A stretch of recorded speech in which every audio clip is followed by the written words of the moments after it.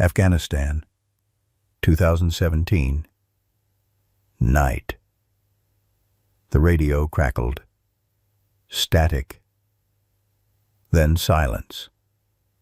Sergeant Thomas Franklin pressed his hand against the German shepherd's flank, feeling the rhythm of Duke's breathing sync with his own. "Easy, boy," Thomas whispered. Duke's ears snapped forward. A low growl vibrated through his chest. Thomas's blood went cold. He'd learned to trust that sound more than any intelligence report, any thermal scan, any gut feeling. When Duke growled like that, low, steady, certain death was close. "Bravo, team. We got a problem. Fall back. Now." His team started retreating. But Duke wouldn't move. The dog's eyes locked on something Thomas couldn't see. 50 yards ahead, maybe less. Then Duke bolted. Duke heel. But the dog was already running, not away from danger, toward it. Thomas saw it then. The wire, the pressure plate, his entire team, walking straight into "Get down!" The world exploded into fire. Leave a like and share your thoughts in the comments along with the city you're watching from now. Let's continue with the story. The blast threw Thomas 15 feet backward.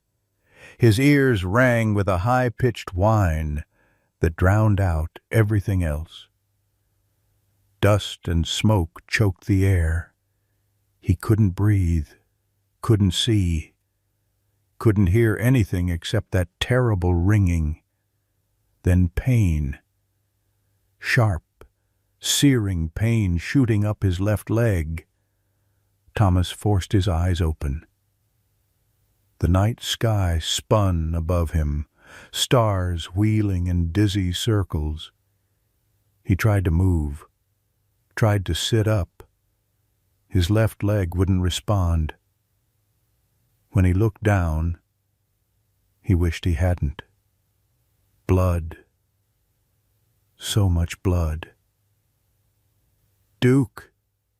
he gasped. "Duke!" Through the smoke, he saw movement. A dark shape limping toward him. Duke's right ear was torn, bleeding. The dog's gait was uneven, favoring his front left paw, but his eyes, those steady, loyal eyes, never left Thomas's face. "Good boy," Thomas whispered. "You crazy, stupid, good boy." Duke reached him and collapsed at his side. The dog's breathing was labored, each exhale a small whimper. Thomas tried to reach for him, but his arm felt like lead. Everything felt heavy. Too heavy. Voices shouted in the distance. His team. They were alive. Duke had seen the second IED, the one they'd all missed, the one that would have killed them all. "Medic!" someone screamed. "We need a medic!" Boots pounded toward them. Hands grabbed Thomas, lifting him. He tried to fight them, tried to point at Duke. "The dog!" Thomas managed. "Save the dog." "Sir, you're losing too much blood." "The dog." Thomas's voice cracked. "He's my partner. He coughed, tasting copper. "He's family." Someone was already working on Duke. Thomas could see another medic cutting away the dog's vest, checking for injuries. Duke's tail thumped weakly against the ground when he heard Thomas's voice. "Sir, stay with me," the medic said. But Thomas's vision was tunneling, going dark at the edges. He reached out one more time. His fingers found Duke's paw. "Good boy," he whispered. "You did good, Duke. You saved them. You saved everyone." Duke's tongue licked his hand once, twice. Then Thomas felt himself being lifted onto a stretcher. Someone was cutting his boot off. Someone else was shouting about tourniquets and blood loss and evac. The helicopter blades beat the air overhead, drowning out everything else. As they carried him away, Thomas craned his neck to see Duke. The dog was being loaded onto another stretcher, an IV line already in his leg. Their eyes met one final time across the chaos. "I'll find you," Thomas promised, though he didn't know if Duke could hear him. "I swear to God, boy, I'll find you." But even as he said it, darkness pulled him under. The last thing he heard was Duke's howl, long, mournful, heartbroken, echoing across the desert night. Tucson, Arizona, 6 years later, summer 2023. Thomas Jackson, Franklin Jr., stared at the computer screen in the public library, his hands trembling as he scrolled through another database. His real name, the one his grandmother had given him, felt like a costume he'd never quite grown into. Everyone called him TJ now, sometimes Tommy, never Thomas. That name belonged to someone else, someone who'd died a hero while TJ was still learning to walk. The fluorescent lights buzzed overhead, making his head ache. Or maybe that was from the 3 hours of sleep he'd managed last night, curled up in his sleeping bag behind the grocery store dumpster. The security guard there was kind. Looked the other way as long as TJ was gone by 5 in the morning. He clicked another link. Military Working Dog Adoption Records. He'd been through this site 100 times, but he checked it religiously, every day. Sometimes twice a day when the library computers were available. Duke, service number K94427, German Shepherd. Retired 2018 due to combat injuries. The same information he'd memorized months ago. But the adoption status had changed last week. Previously adopted. Current status: surrendered to Pinal County Animal Control. July 2023. TJ's heart hammered against his ribs. Pinal County. That was less than 60 miles from here. He was close. After 2 years of searching, calling shelters from Virginia to California, tracking down every lead that went nowhere, Duke was close.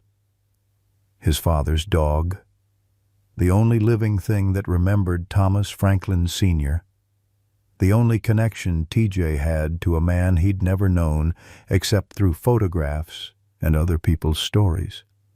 TJ printed the information with the last of his library printing credit. His hands shook as he folded the paper and tucked it into his jacket pocket, the same Army surplus jacket that had belonged to his father. The patches were faded now, the fabric worn thin at the elbows, but TJ wore it every day like armor.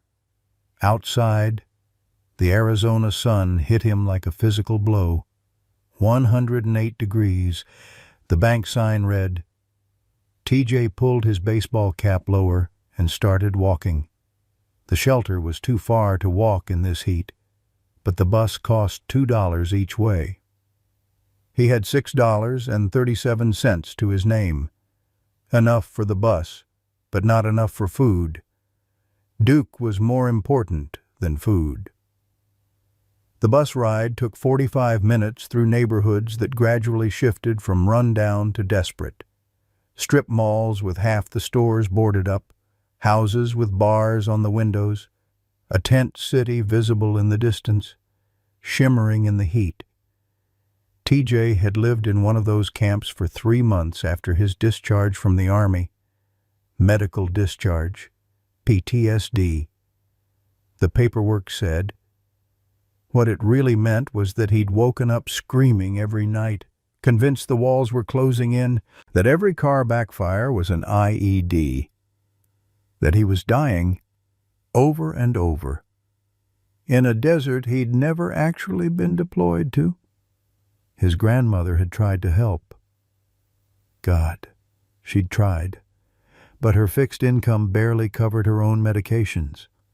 When TJ's panic attacks got bad enough that he couldn't hold a job, couldn't pay rent, couldn't function, she'd cried when he told her he was leaving, said he was abandoning her just like his father had.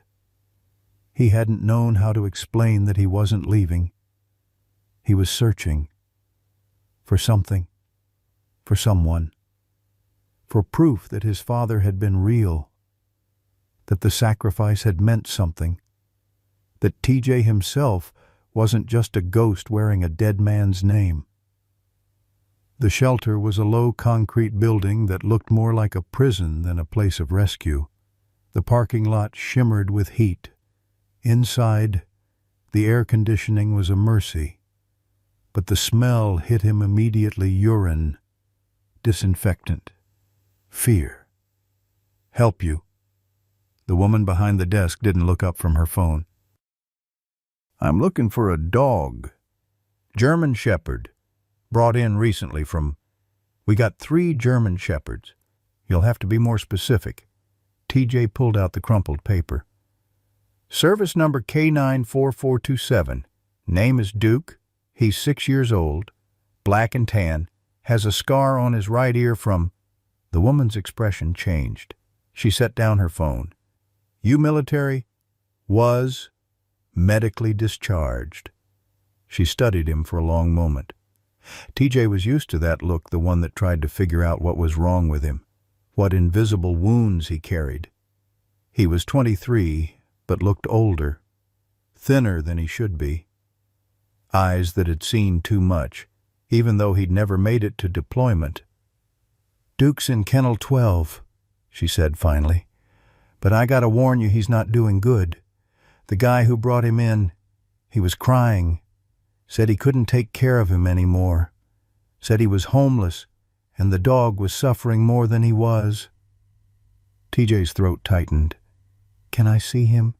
She hesitated, then nodded. "Follow me." The kennel area was loud with barking, but Kennel 12 was silent. TJ saw him before the dog saw him, a German Shepherd lying in the corner, his back to the bars. Even from behind, TJ could see how thin he was. Ribs showing through his coat, the right ear damaged. Just like the record said. "Duke," TJ's voice cracked. The dog didn't move. "He hasn't eaten in 4 days, the woman said softly. "Won't interact with anyone. We've had the vet check him physically, he's okay, but mentally..." She shook her head. "We've seen this before in military dogs. PTSD. They give up when they lose their handler." TJ knelt down in front of the kennel. His own hands were shaking now, his vision blurring. "Duke," he said again. "Duke, it's okay. I'm here." The dog's ear twitched, just barely. TJ reached into his pocket and pulled out the one thing he'd kept from his father's belongings, a dog tag. Not TJ's own, his father's. Thomas J. Franklin. The metal was worn smooth from years of his grandmother holding it, crying over it, praying over it. TJ pressed it against the bars. "Duke, do you remember this? Do you remember him?" Slowly, so slowly, it was almost imperceptible. Duke lifted his head. The dog's eyes were clouded with grief, his muzzle grayer than the photos TJ had seen. But when Duke's nose caught the scent of that dog tag, something changed. His whole body went rigid, his nostrils flared. Then Duke turned around. Their eyes met. TJ saw it happen, the flicker of recognition, not of TJ himself, but of something in him, the scent, the genes. the echo of a man who'd died saving this dog's life. Duke stood on shaking legs and walked to the front of the kennel. He pressed his nose against the bars, sniffing frantically at TJ's hands, his clothes, his face. A whine built in the dog's throat, desperate, confused, heartbroken. "I know," TJ whispered, tears streaming down his face now. "I know, boy. You miss him." "I do too. I never got to meet him, but I miss him every day." Duke's tail moved, just once. A weak wag. "He was my father," TJ continued. "Thomas Franklin. He died the night you saved his team. He died protecting you. And I've been looking for you for so long. You're the only part of him that's left. The only thing that remembers what he was really like, not just the stories people tell." The woman behind him cleared her throat. "You want to adopt him?" TJ looked up at her, then back at Duke. The dog's eyes hadn't left his face. "Yes," TJ said. "But He swallowed hard. "I don't have a home. I'm living on the streets. I can barely feed myself. I don't have money for adoption fees or vet bills, or he's a retired military working dog." The woman interrupted. "There's an organization that covers adoption fees and medical care for veterans who adopt MWDs. You served. You qualify." TJ's breath caught. "I can take him today? Give me 20 minutes for the paperwork." Those 20 minutes felt like hours. TJ sat on the floor outside Duke's kennel, talking to the dog through the bars, telling him about his grandmother, about the army, about the panic attacks and the nightmares and the months of searching. Duke listened. His eyes never left TJ's face. And slowly, incrementally, his tail began to wag more steadily. When the woman finally opened the kennel door, Duke walked out calmly. No hesitation. He went straight to TJ and sat down beside him, leaning his full weight against TJ's leg. "Good boy," TJ whispered, running his hands through Duke's fur. The dog was too thin, his coat dull, but he was alive. He was here. "Good boy." "Duke." The dog's tail thumped against the concrete floor. TJ signed the papers with shaking hands. The woman gave him a bag of dog food, a leash, and a voucher for veterinary care. She also slipped him a $20 bill. "For food," she said. "For both of you." Outside, the heat was still oppressive, but TJ barely noticed. Duke walked beside him, occasionally looking up as if to confirm TJ was still there. They made it half a block before Duke stopped suddenly, his whole body going tense. TJ's hand automatically went to the dog's head. "What is it, boy?" But Duke wasn't alerting to danger. He was staring at TJ with an intensity that made TJ's chest ache. "I know," TJ said softly. "I'm not him. I'll never be him. But I promise you, I swear to God, I won't leave you. Whatever it takes, wherever we go, we're together now. You and me. Okay?" Duke's tail wagged once, then twice. And for the first time in 6 years, TJ felt like maybe, just maybe, he'd found something worth living for. The tent camp sprawled beneath the overpass like a forgotten city. Makeshift shelters constructed from tarps and cardboard boxes lined the concrete, creating narrow pathways between them. The smell of unwashed bodies, rotting food, and desperation hung thick in the air, despite the dry heat.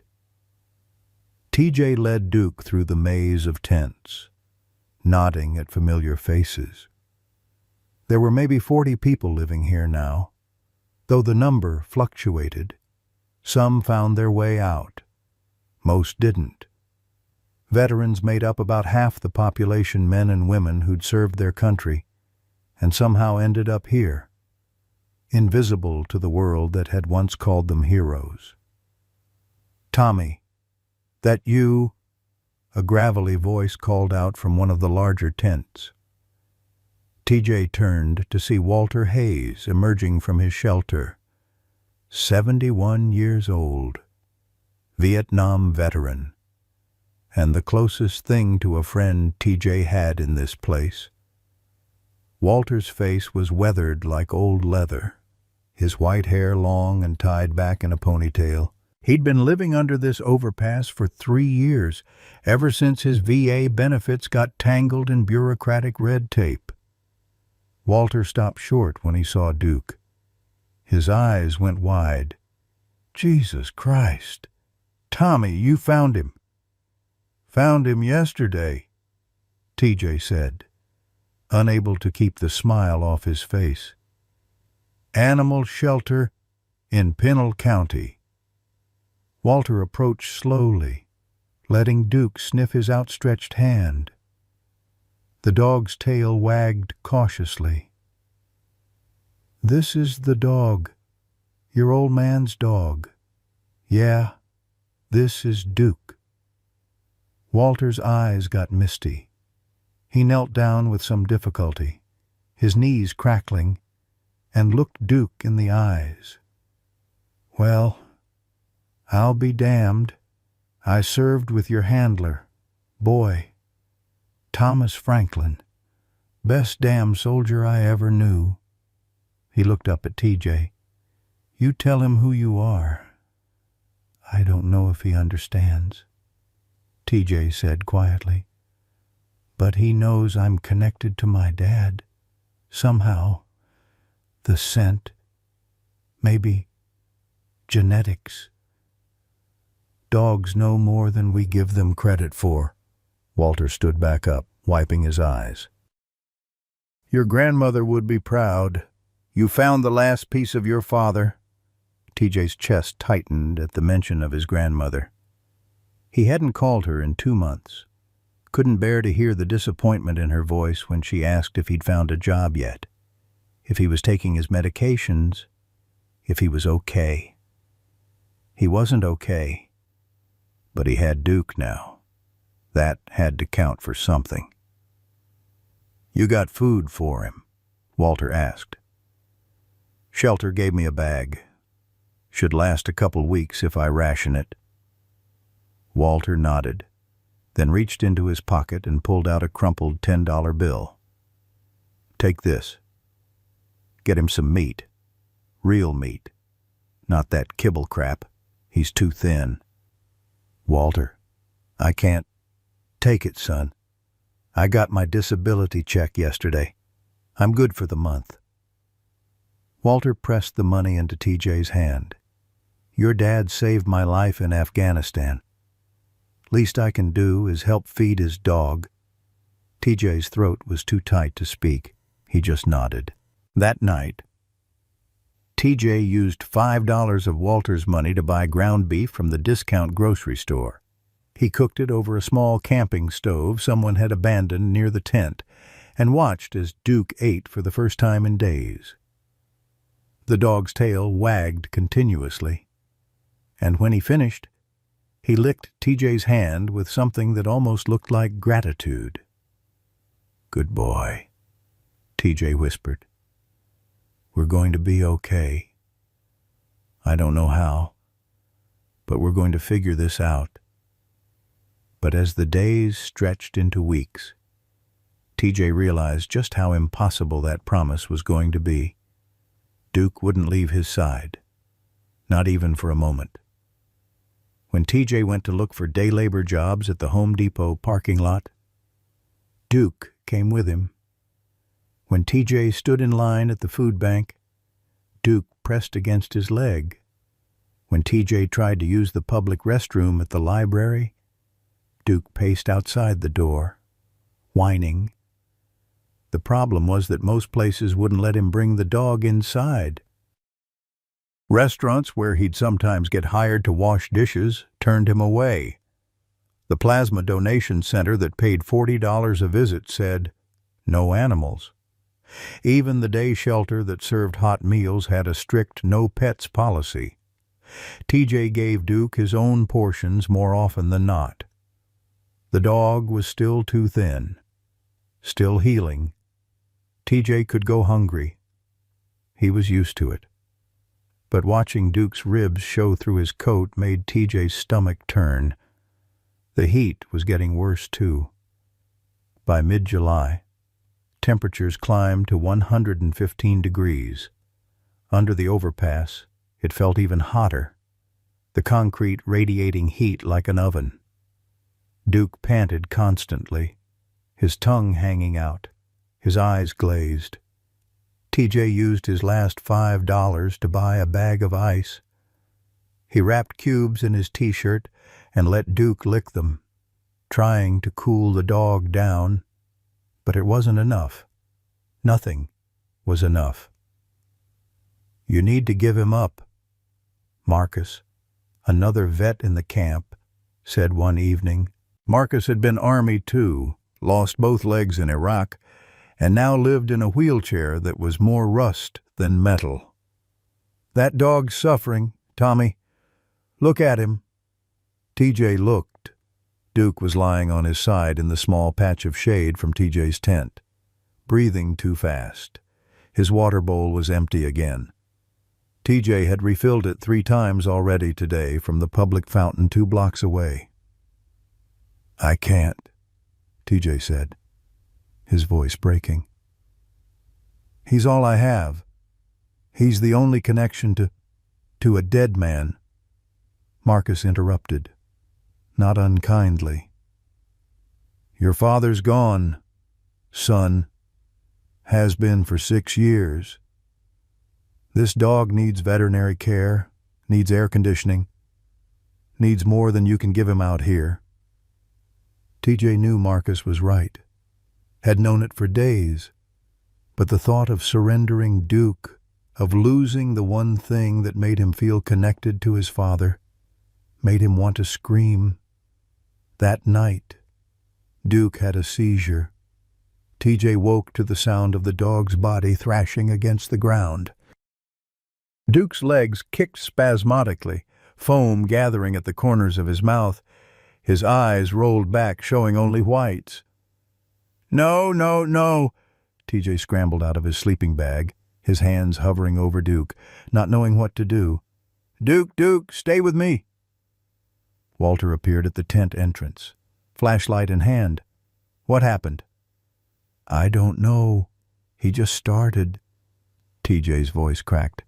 "Help him, please." Walter knelt down, surprisingly calm. "Heat stroke, most likely, or dehydration. We need to cool him down. Now." They worked together, pouring what little water they had over Duke's body, pressing damp cloths to his head and chest. The seizure lasted less than 2 minutes, but felt like hours. When Duke finally stopped convulsing, he lay completely still, his breathing shallow and rapid. "He needs a vet," Walter said quietly. "Tonight. Not tomorrow. Not next week. Tonight. I don't have money for... There's an emergency animal clinic on 6th Street. They have a fund for veteran service animals. I'll go with you." TJ wanted to argue, wanted to say they could wait until morning, wanted to pretend everything would be fine. But Duke's labored breathing told a different story. He gathered Duke in his arms, the dog felt impossibly light, and started walking. Walter followed, his old legs struggling to keep pace. The clinic was 3 miles away. By the time they arrived, TJ's arms were burning, and Duke hadn't opened his eyes once. The veterinarian was a woman in her 50s with kind eyes and no-nonsense demeanor. She took one look at Duke and immediately called for assistance. "Severe dehydration and heat exhaustion," she said, already hooking Duke up to an IV line. "How long has he been living outside?" 3 weeks, TJ admitted, shame burning his face. "Since I adopted him." "From where?" "Pinal County Animal Control. He's a retired military working dog. I'm a veteran.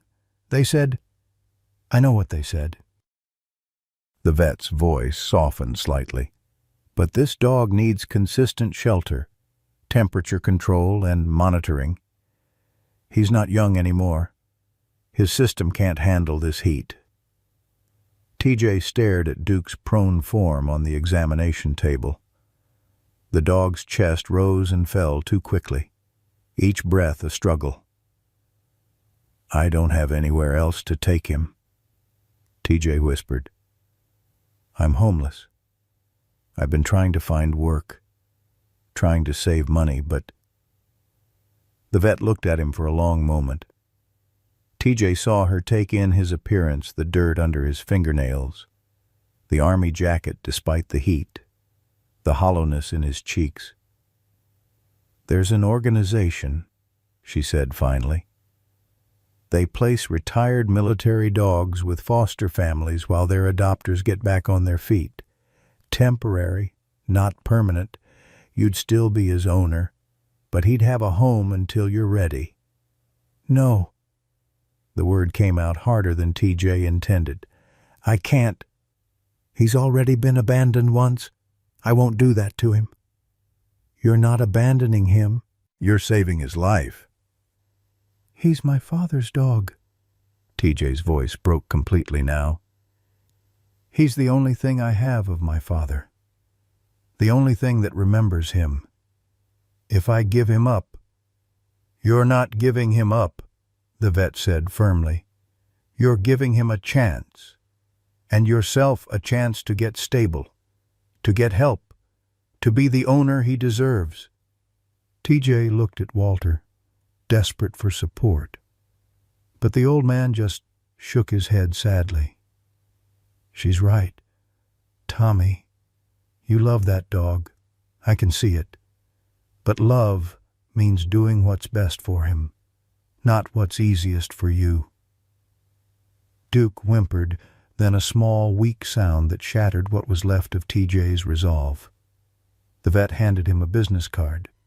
"This is Grace Morrison. She's a nurse at the VA hospital and she fosters military dogs. She's good people. She'll take care of Duke until you're ready." TJ took the card with shaking hands. The world felt like it was tilting. Everything he'd built in the last 3 weeks crumbling around him. "Can I?" His voice was barely a whisper. "Can I stay with him tonight?" The vet nodded. "Of course." They moved Duke to a recovery kennel once he was stable. TJ sat on the floor beside the cage, his hand through the bars resting on Duke's side. The dog was sleeping now, sedated and hooked to fluids. His breathing had steadied. Walter sat against the wall nearby, giving TJ space but not leaving him alone. "I failed him," TJ said into the darkness. "Just like I failed at everything else. The army, my grandmother, now this." "You didn't fail," Walter said quietly. "You're 23 years old, surviving on the streets, and you spent every resource you had trying to save this dog. That's not failure, son. That's love. My father would be ashamed of me. Your father would be proud." Walter's voice was firm now. "You know how I know, because your father did the exact same thing. That last mission he knew that IED was there. He could have let someone else handle it. Could have called EOD, but he didn't, because that's what love looks like. It looks like sacrifice. And that's what you're doing now. You're sacrificing your own wants for Duke's needs. That's the most heroic thing you can do. TJ pressed his forehead against the cage bars, tears streaming down his face. Duke's fur was soft under his palm, rising and falling with each breath. "I'll get better," TJ whispered to the sleeping dog. "I'll find work. I'll get into housing.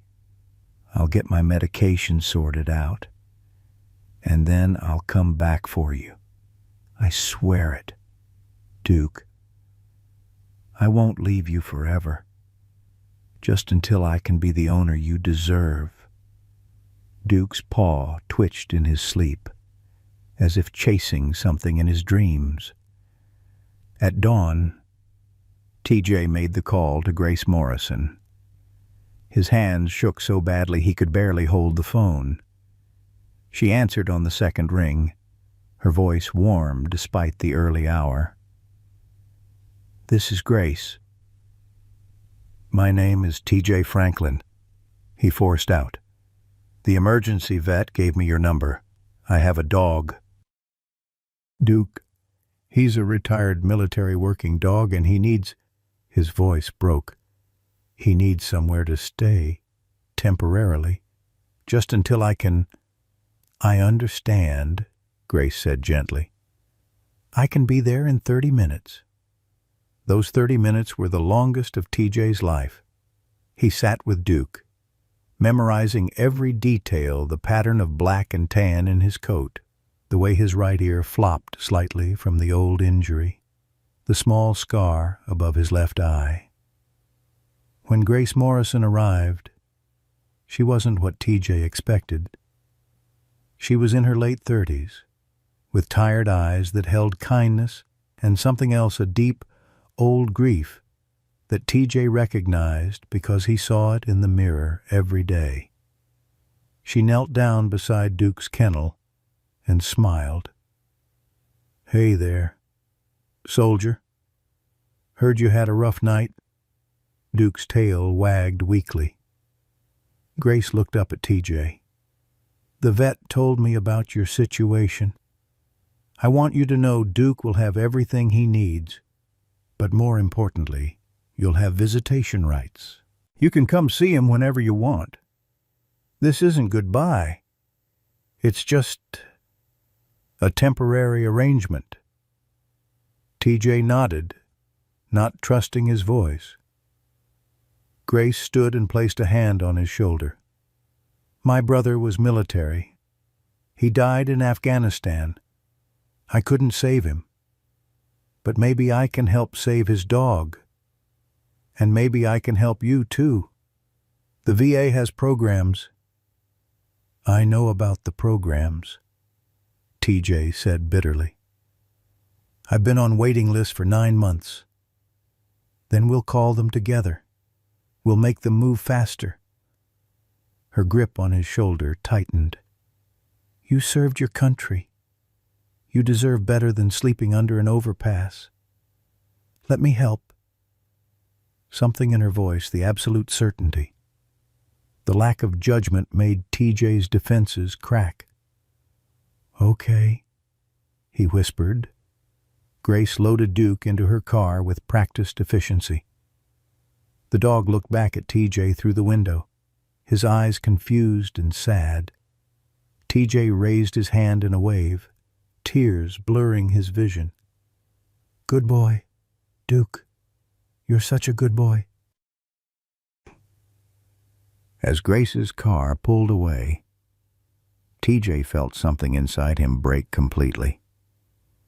He collapsed right there on the sidewalk outside the clinic, his body racked with sobs that came from somewhere so deep he didn't know he could feel that much pain. Walter sat down beside him, saying nothing, just being there. "What do I do now?" TJ finally asked. Walter was quiet for a long moment. Then, "Now you do the hardest thing any soldier ever has to do. You survive. You get up. You keep fighting. Not for yourself, for him. Because Duke's waiting for you to come back. And you don't let your partner down.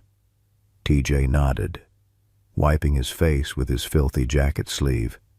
You don't let your partner down, he repeated. It wasn't much, but it was enough to get him through the next moment, and then the next, and the one after that, one moment at a time, one breath at a time, until he could bring Duke home. Grace Morrison's house sat in a quiet suburban neighborhood in northwest Tucson, the kind of place where children rode bikes on sidewalks and people actually knew their neighbors' names. TJ stood at the end of the driveway 3 days after surrendering Duke, his heart hammering against his ribs. He'd walked the 7 miles from the tent camp, couldn't afford the bus fare. His feet ached and sweat soaked through his shirt despite the early morning hour.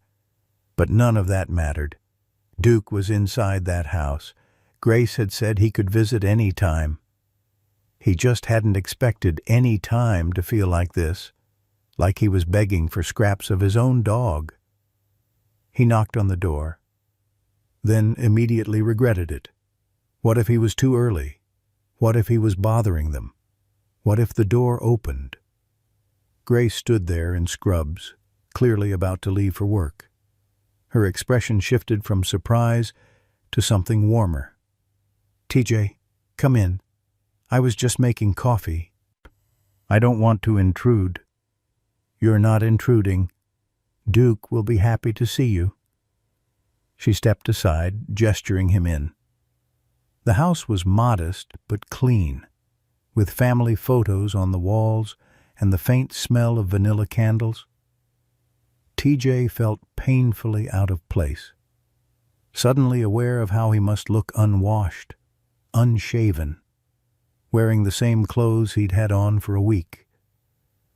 A young girl appeared at the top of the stairs, 8 years old, maybe 9, with brown hair and a messy ponytail and wary eyes. She clutched the railing, staring at TJ like he might be dangerous. Lily, this is TJ. He's Duke's owner. The girl, Lily, didn't move. Duke doesn't like going outside. TJ's stomach dropped. What? He won't leave the house, Grace said quietly. We've been trying since we brought him home. He gets to the door and just freezes. We thought maybe it was still the heat exhaustion. But the vet cleared him yesterday. Physically, he's fine. But mentally... She didn't have to finish. TJ understood. Duke had PTSD. Just like him. Can I see him? Grace led him through the kitchen to the back of the house.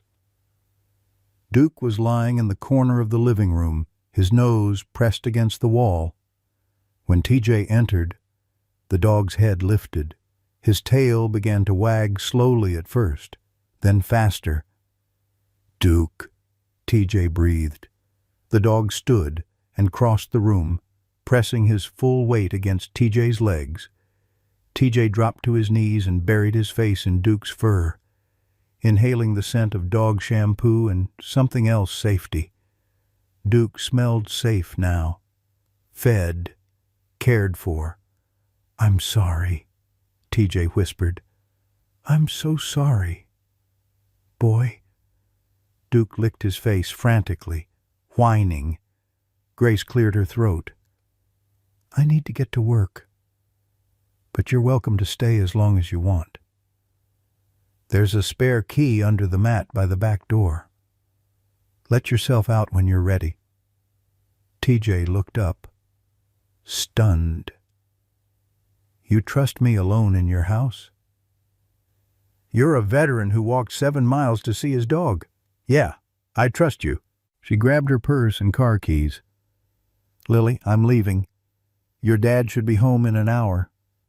The girl nodded, still watching TJ from a distance.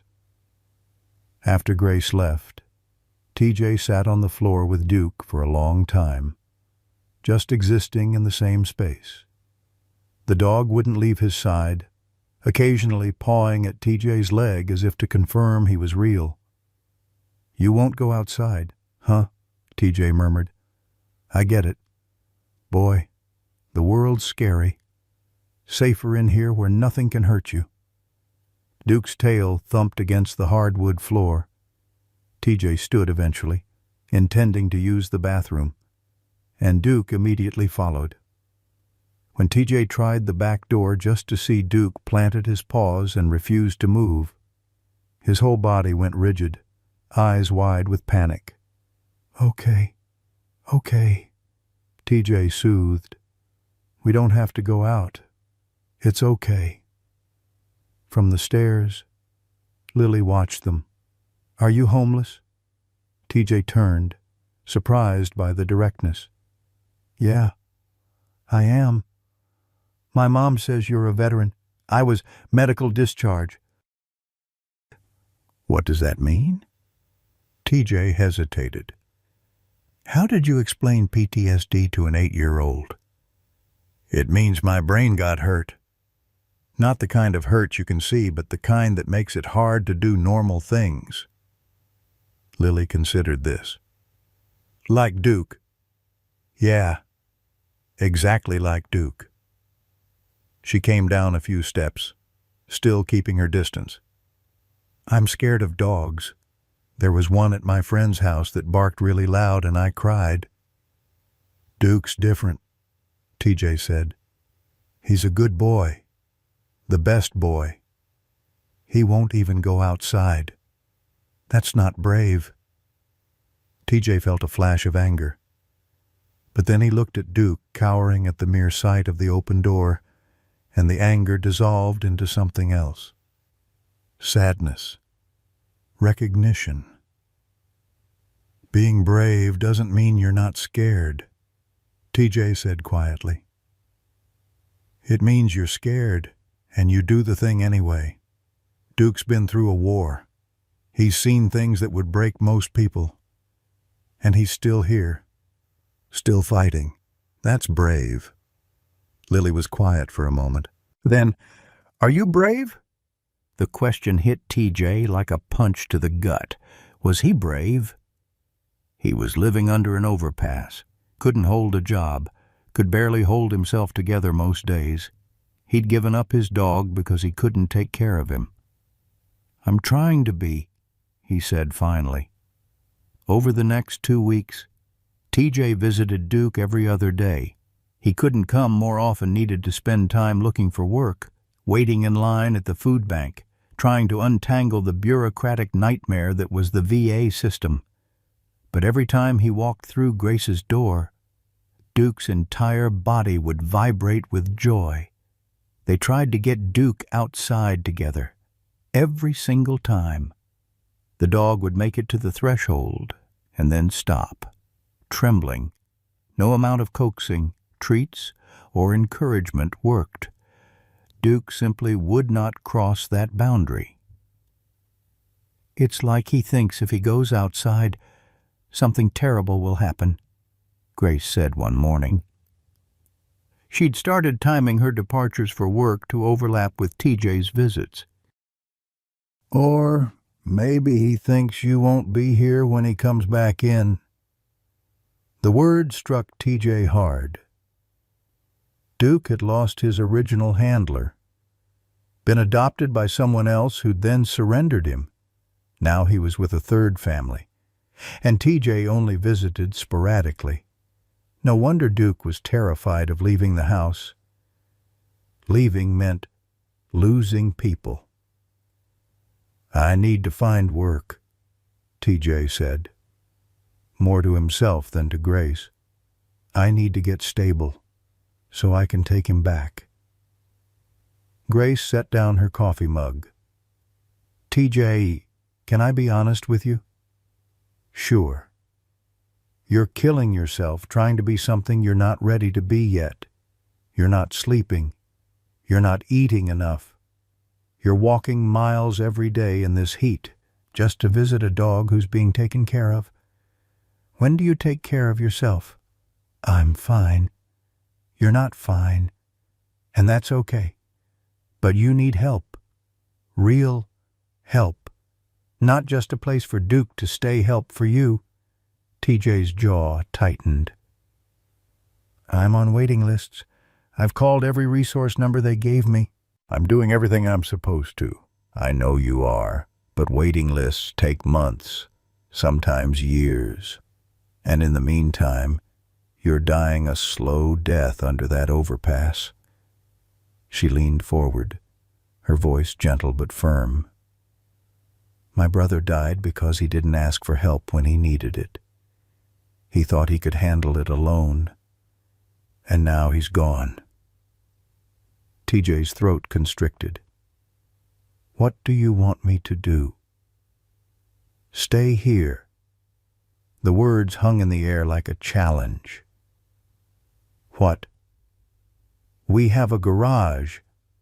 It's not much, but it has electricity, a window unit for AC, and a lock on the door. We can set up a cot, get you some basics. In exchange, you help with Duke, help him get better, and you let me help you navigate the VA system. I work there. I know how to push the right buttons, how to escalate cases.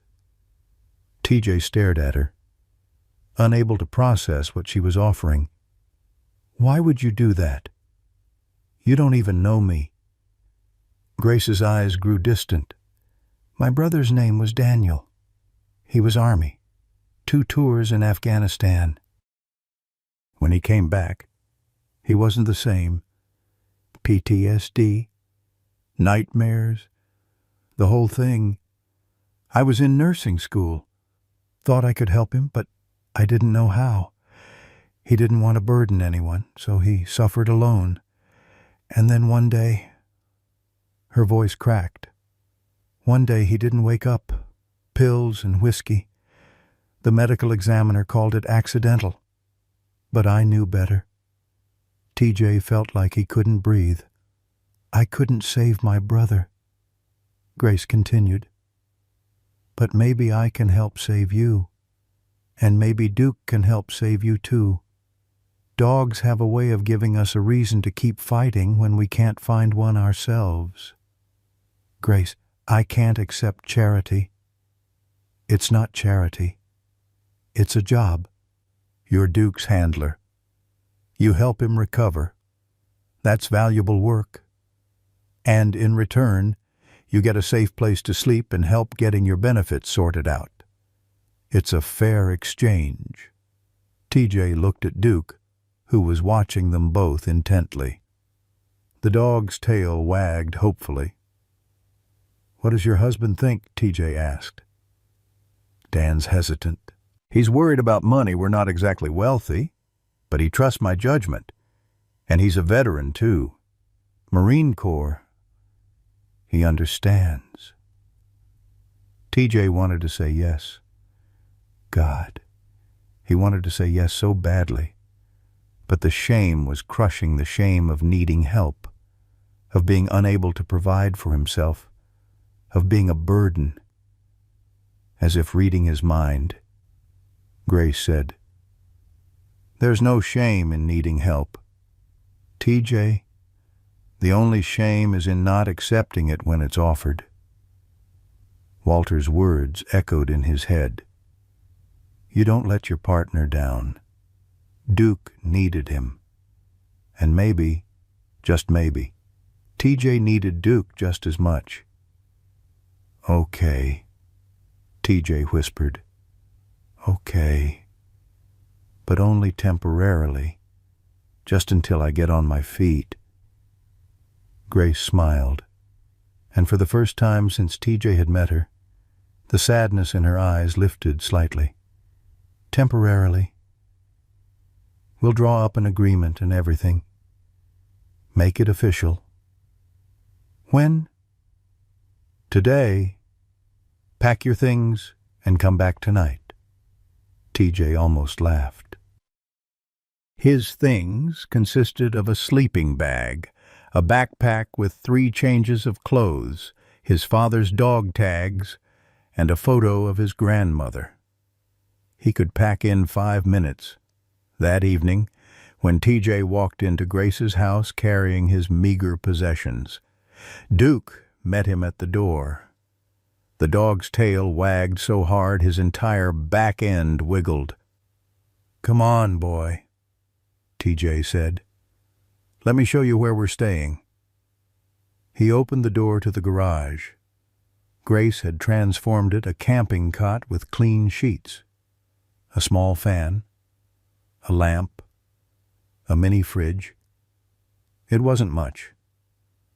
But after 3 months of sleeping on concrete under an overpass, it looked like a palace. TJ set his backpack down and turned to Duke. "What do you think? Not bad, right?" Duke walked into the garage, sniffed around, then jumped onto the cot and circled 3 times before lying down.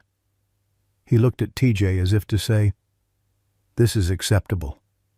TJ laughed, actually laughed for the first time in months. Grace appeared in the doorway. "I'll let you get settled. Bathrooms through the house. Obviously, kitchen too. Help yourself to whatever's in the fridge. Dinner's at 6, if you want to join us." "Grace," TJ's voice broke. "Thank you. I don't know how I'll ever repay you." "Get better," she said simply. "That's payment enough." That night, TJ lay on the cot with Duke sprawled across his legs, listening to the hum of the air conditioner. It was the first time in months he'd felt truly safe. The first time he'd slept indoors. The first time he'd had his dog by his side at night. Duke snored softly, his paws twitching in dreams. TJ reached down and stroked the dog's head. "We're going to be okay, boy. I don't know how yet, but we're going to figure it out. Together." For the first time since his medical discharge, TJ actually believed it might be true. But in the house next door, Richard Walsh stood at his bedroom window, watching the light in the Morrison garage with narrowed eyes. A German shepherd. He could see the dog's silhouette moving past the window.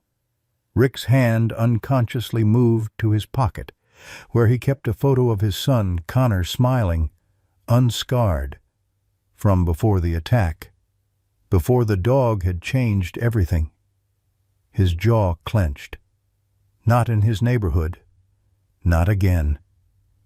He reached for his phone and began typing an email to the Homeowners Association. Subject line, "Dangerous dog complaint." In the garage, Duke's ears perked up. He lifted his head, staring at the wall that separated the Morrison property from the Walsh house next door. A low growl rumbled in his chest. "What is it?" "Boy," TJ murmured, half asleep. But Duke didn't stop growling. He'd sensed something TJ couldn't yet see. Danger was coming, and this time neither of them were ready for it. TJ woke to the sound of voices raised in argument. For a disorienting moment, he thought he was back at the tent camp, where disputes were common and sometimes violent. His heart raced, his hand instinctively reaching for something to defend himself with before he remembered where he was. Grace's garage. Safe. He was safe. Duke was already awake, sitting alert by the door that led into the house. His ears were pricked forward, focused on the voices coming from inside. TJ checked his watch. 6:30 in the morning. He'd been living here for 5 days now, and this was the first time he'd heard any kind of conflict in the Morrison household. He couldn't make out the words, but the tone was clear. Grace and her husband Dan were arguing about him. Most likely. TJ's stomach twisted with guilt and shame. 20 minutes later, there was a soft knock on the garage door. "TJ, you awake?" Grace's voice, carefully controlled. "Yeah, come in." She entered, her face tight with stress.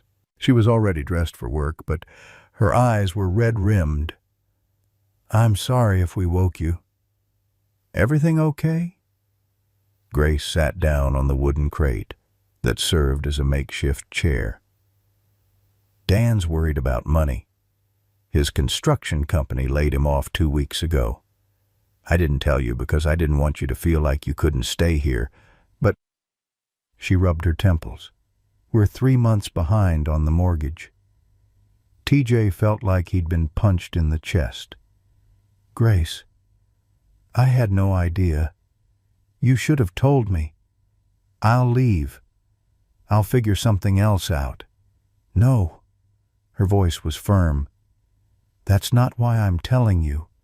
I'm telling you because I want you to understand that we're all struggling here. This isn't charity. This is people who are drowning, trying to save each other. You help with Duke. You keep the garage clean. You fix the fence and the gutter and the loose board on the porch. That's worth something." "Not enough to justify. Last night, Dan said maybe we should consider putting the house on the market before we lose it to foreclosure. And you know what changed his mind? He saw you with Duke. Saw how you are with Lily. She hasn't been afraid of a dog in 3 years.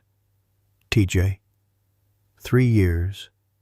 But yesterday, I watched her sit 5 feet away from Duke while you brushed him. That's progress. That's valuable." TJ's throat was tight. "I don't want to be another burden." You're... Grace paused, choosing her words carefully. "Your family. Temporary family. Sure. But family nonetheless. And families struggle together."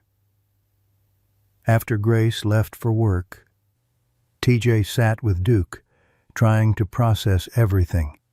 The Morrison family was drowning financially, and here he was, another mouth to feed, another complication in their already complicated lives. He needed to find work, real work, something that paid. But every time he tried to leave Duke to go job hunting, the dog would panic, pacing, whining, scratching at the door. And Duke still wouldn't go outside, which meant TJ couldn't take him along. It was an impossible situation. Around 9, there was a knock on the front door of the main house. TJ heard it from the garage and ignored it. Not his house, not his problem. But then Duke's ears went back, and a low growl started in his chest. TJ's instincts, honed from months of living on the streets where you had to read danger quickly, kicked in. He moved to the small window that looked out on the driveway. A man stood on the Morrisons' porch, early 40s, fit, with the kind of rigid posture that screamed either military or law enforcement. He was dressed in business casual and carried a clipboard. Dan answered the door. TJ couldn't hear the conversation, but he could see Dan's body language defensive, arms crossed. The conversation lasted maybe 3 minutes before Dan shut the door firmly. The man didn't leave. Instead, he walked down the driveway and stood staring at the garage, staring directly at the window where TJ was watching. Their eyes met. The man wrote something on his clipboard, then turned and walked to the house next door. TJ's stomach dropped. Whoever that man was, he wasn't good news. 10 minutes later, Dan came to the garage. His face was thunderous. "We have a problem," he said without preamble. "Our neighbor, Rick Walsh, he filed a complaint with the HOA about Duke. Says he's a dangerous animal that poses a threat to the neighborhood." That was the HOA compliance officer. "We have 2 weeks to provide documentation that Duke isn't dangerous, or we face a $500 a day fine." "That's insane," TJ said. "Duke won't even leave the house. How is he dangerous?" "Walsh says German Shepherds are inherently aggressive, that military dogs are trained to attack, that having one in a residential neighborhood violates the HOA covenant about exotic or dangerous animals." TJ felt rage building in his chest. "Duke has never hurt anyone. He's a bomb detection dog, not an attack dog. There's a difference." "Try explaining that to the HOA. They're terrified of lawsuits." Dan ran a hand through his hair. "Look, I don't want to do this, but Grace and I are already on thin ice financially. We can't afford a $500 a day fine. If we can't prove Duke is safe, then—" He didn't have to finish the sentence. "I'll take him and leave," TJ said quietly. "I won't let you lose your house because of us." "Where would you go?" TJ didn't have an answer. Dan sighed. "Let's not make any decisions yet. We have 2 weeks. Maybe we can figure something out. Grace knows a lawyer at the VA. Maybe there's some kind of protection for service animals." But they both knew it was a long shot. After Dan left, TJ sat on the cot with his head in his hands. Duke pressed against his leg, sensing his distress. "I'm sorry, boy," TJ whispered. "I keep failing you. Every time I think we're going to be okay, something else goes wrong." Duke licked his hand. That afternoon, TJ decided he needed to understand what they were up against. He walked to the library. Duke couldn't come, which meant leaving him in the garage, which meant Duke's anxious whining followed TJ all the way to the sidewalk and used the public computers to research HOA laws. What he found wasn't encouraging. HOAs had broad authority to enforce their covenants, while service animals were protected under the ADA. Duke technically wasn't a service animal anymore. He was a retired military working dog, which existed in a legal gray area. TJ was researching veteran advocacy organizations when someone sat down at the computer next to him. He glanced over and froze. It was the man from that morning, Rick Walsh. Walsh looked at TJ's screen, then at TJ. "You're the homeless guy staying in the Morrison garage." It wasn't a question. "I'm a veteran," TJ said carefully, "and I'm staying there temporarily while I get back on my feet with the German Shepherd, Duke. His name is Duke." Walsh's jaw tightened. "I don't care what his name is. German Shepherds are dangerous, especially military ones. Duke is not dangerous. My son was attacked by a German Shepherd 3 years ago." Walsh's voice was cold, controlled. He was 4 years old. The dog tore his face open. 7 surgeries, permanent scarring. My wife left because she couldn't handle the guilt. And now my son is terrified to leave the house because he thinks every dog he sees is going to hurt him. TJ felt the anger drain out of him, replaced by something more complicated. "I'm sorry that happened to your son, but Duke isn't that dog. He's never hurt anyone. That's what every owner says right before their dog attacks someone." Walsh stood up. "I've already filed the complaint. I'll be filing another one with animal control tomorrow. That dog is a danger, and I won't have him in my neighborhood. End of discussion." He walked away before TJ could respond. TJ sat there, staring at the computer screen without seeing it. Walsh had a legitimate reason to be afraid. His son had been traumatized. But Duke had done nothing wrong, and now he was being punished for another dog's actions. It wasn't fair. But since when had life been fair? When TJ got back to the Morrison house, Grace was home early from work. She was in the garage with Duke, and her face was troubled. TJ, we need to talk. His stomach dropped. What happened? I talked to the lawyer at the VA. She says the HOA complaint is legitimate. We can fight it. But it would take months and cost thousands in legal fees. Money we don't have. Grace's voice was strained. There might be another option. Though, a compromise. What kind of compromise? The HOA will drop the complaint if Duke undergoes a behavioral assessment and is certified as non-aggressive by a licensed animal behaviorist. The assessment costs $500. TJ's heart sank. I don't have $500. I know, but I do. Or rather, I can get it. I can pick up extra shifts at the hospital. Grace, no. You're already working yourself to death. I can't let you. It's not your decision, Grace said firmly. Duke is in my care. That makes him my responsibility too.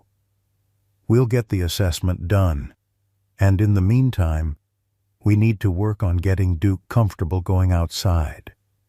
If he won't even leave the house, the behaviorist is going to flag that as a sign of psychological distress. She was right, but that didn't make it any easier. Over the next week, TJ tried everything to get Duke outside. Treats, toys, putting Duke's food bowl just beyond the doorway. Nothing worked. The dog would get to the threshold, his whole body would start shaking, and he'd back away. He thinks something bad will happen if he goes out there, Lily said one afternoon. She'd been watching TJ's attempts with quiet interest. Maybe, TJ admitted. Or he thinks I won't be here when he comes back in. Will you? Of course. I'm not going anywhere. Lily tilted her head, considering. But you're not his real owner. His real owner died. And then someone else had him and gave him up. So why would Duke believe you? The question hit TJ like a physical blow, out of the mouths of children. I don't know, TJ said honestly. But I need him to trust me. I need him to believe that I won't abandon him. Then you have to show him, Lily said, as if it were the simplest thing in the world. Not with words, with actions. That night, TJ had an idea. If Duke was afraid to go outside because he thought TJ wouldn't be there when he came back, then the solution was to make Duke understand that outside wasn't separate from inside, that wherever Duke went, TJ would follow. TJ moved his cot to the doorway between the garage and the backyard. He positioned it so he was literally lying half inside, half outside, with the door propped open. Duke watched this with visible anxiety, pacing back and forth. "Come here, boy," TJ said, patting the cot. "Come lay down with me."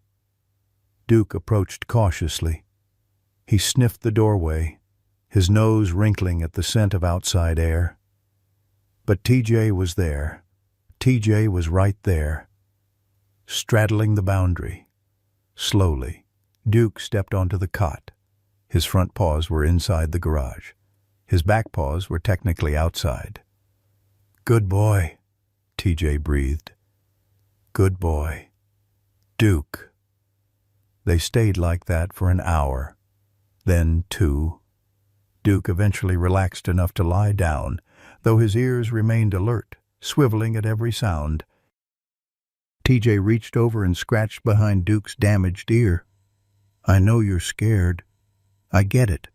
The world hurt you. It hurt me too. But we can't hide forever. We have to find a way to be brave. Together." Duke's tail thumped weakly against the cot. By the end of the week, Duke could stand on the back porch as long as TJ was beside him. It wasn't much, but it was progress. The day before the behavioral assessment, Walter came to visit. Grace had tracked him down at the tent camp and invited him over, thinking it might help Duke to see another familiar face. Walter looked older somehow, more tired, but his eyes lit up when he saw Duke. "There's that handsome devil," Walter said, kneeling down with some difficulty. Duke's tail wagged, and he actually approached Walter without hesitation. They sat in the backyard, TJ, Walter, and Duke, while Grace made lemonade in the kitchen. "I heard about the HOA complaint," Walter said. "That's horseshit. Pardon my language." "It is what it is." "No, it ain't. That Walsh guy. He's taken his own trauma out on an innocent animal. That's cowardice." TJ wanted to agree, but he kept thinking about Walsh's son, about a 4-year-old with a scarred face who was too afraid to leave his house. Not so different from Duke, really.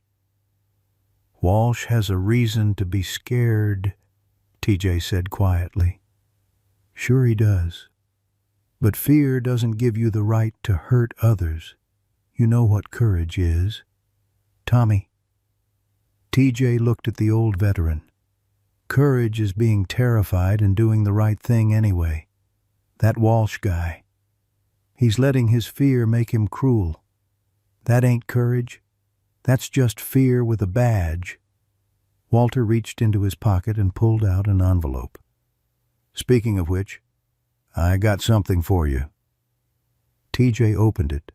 Inside was a check for $300. "Walter, I can't—" "Yes, you can. It's from the guys at the camp. We took up a collection. 300 ain't enough for the full assessment, but it'll help. And before you start with your pride, remember we're brothers. We take care of our own. That's the deal." TJ's vision blurred with tears. "Thank you." "Don't thank me. Just pass it forward someday when you're back on your feet. Help the next guy who's struggling. That's how we survive together." That night, as TJ lay on his cot with Duke pressed against his side, he thought about Walter's words, about courage, about fear, about community. He thought about Rick Walsh, too, about how trauma could make you either cruel or kind, and how that was a choice everyone had to make. TJ chose kindness, even if it killed him. He'd choose kindness. The behavioral assessment was scheduled for the next morning. Duke's entire future and TJ's depended on it. Neither of them slept much that night. The animal behaviorist arrived at 9 in the morning. Dr. Sarah Chen was a small woman in her 50s with sharp eyes and a no-nonsense demeanor. She carried a leather bag filled with equipment clipboards, a video camera, various toys and testing devices. TJ met her at the front door, his palms sweating. Grace stood beside him. Having called in sick to work for the first time in 6 months, Dan was there too, arms crossed, his jaw tight with tension they couldn't afford to show. "Mr. Franklin," Dr. Chen said, extending her hand. I understand Duke is a retired military working dog with suspected PTSD. Is that correct? Yes, ma'am. He served 6 years, bomb detection, retired after an IED explosion in Afghanistan. Dr. Chen made a note. And how long have you had him in your care? About a month total. But he's only been here at the Morrison home for 2 weeks. I see. She looked at the house, then at TJ. Before we begin, I need to be clear about what this assessment entails. I'll be evaluating Duke's behavior in various situations: exposure to strangers, reaction to sudden noises, possessiveness over food and toys, response to commands. The evaluation typically takes 2 to 3 hours. Will he pass? The words came out before TJ could stop them. Dr. Chen's expression softened slightly. That depends entirely on Duke. I'm not here to fail him.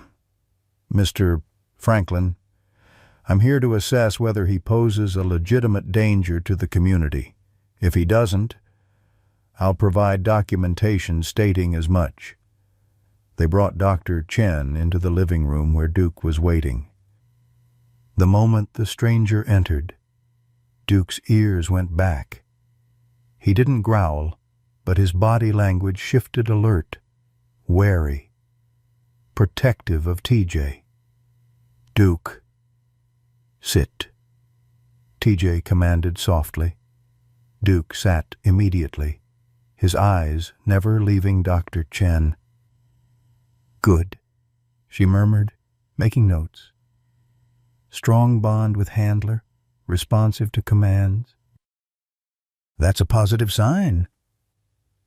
For the next hour, Dr. Chen put Duke through a battery of tests. She approached him from different angles. She made sudden noises, dropping a metal pan, slamming a book shut. She offered him treats and then tried to take them away. She brought out a realistic-looking toy gun to test his reaction to weapons. Duke remained calm through all of it. Watchful, yes. Nervous, absolutely, but not aggressive. Not once did he bare his teeth or lunge or show any sign of wanting to harm Dr. Chen. Excellent, Dr. Chen said, making more notes. Now I need to see him outside. The complaint specifically mentions concerns about him in public spaces. TJ's stomach dropped. That's going to be a problem, Grace said quietly. Duke won't go outside.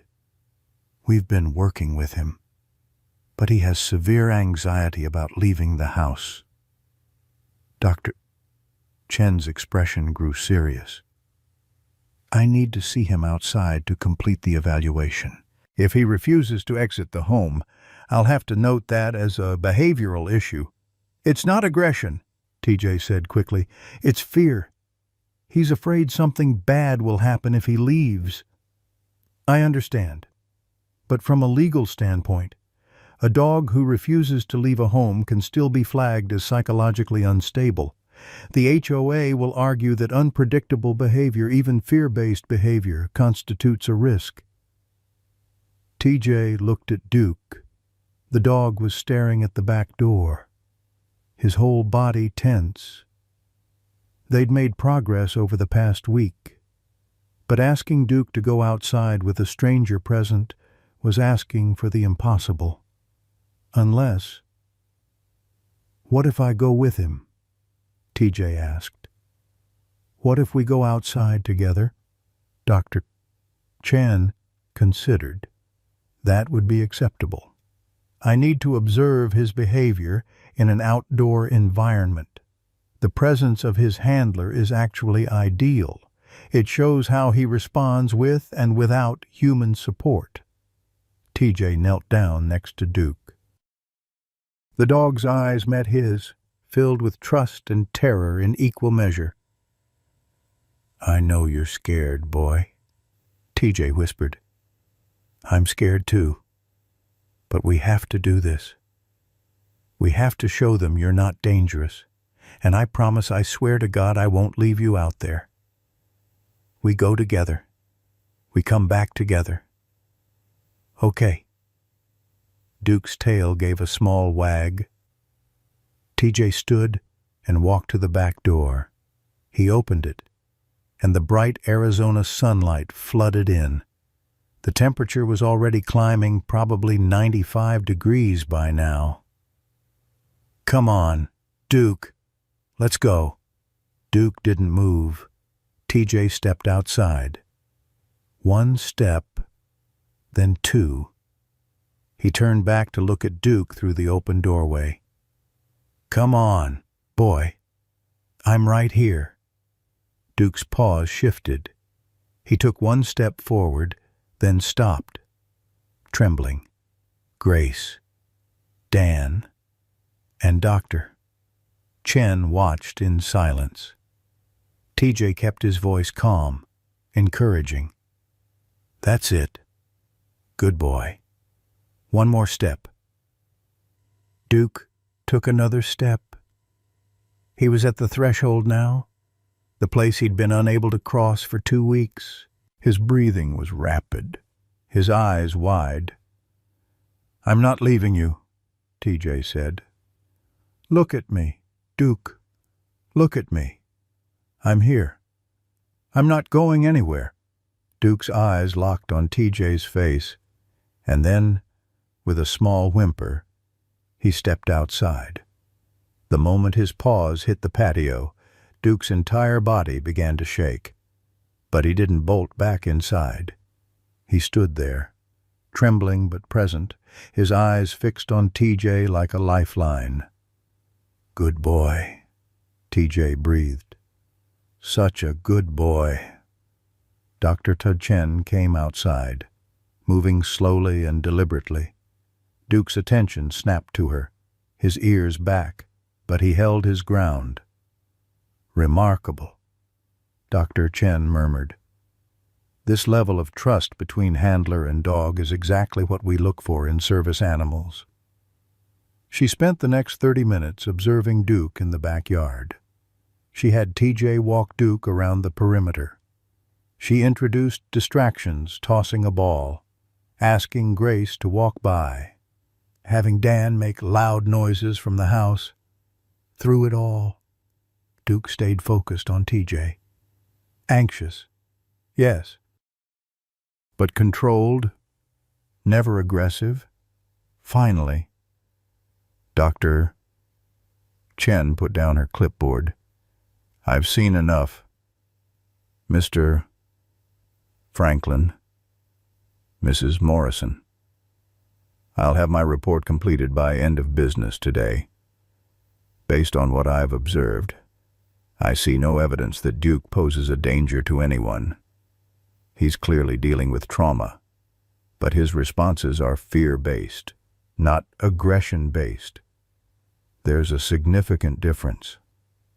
TJ felt like he might collapse with relief.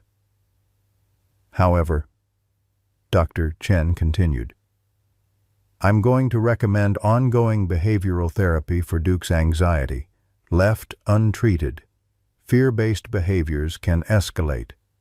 The VA has programs specifically for retired military working dogs. I'll include those resources in my report."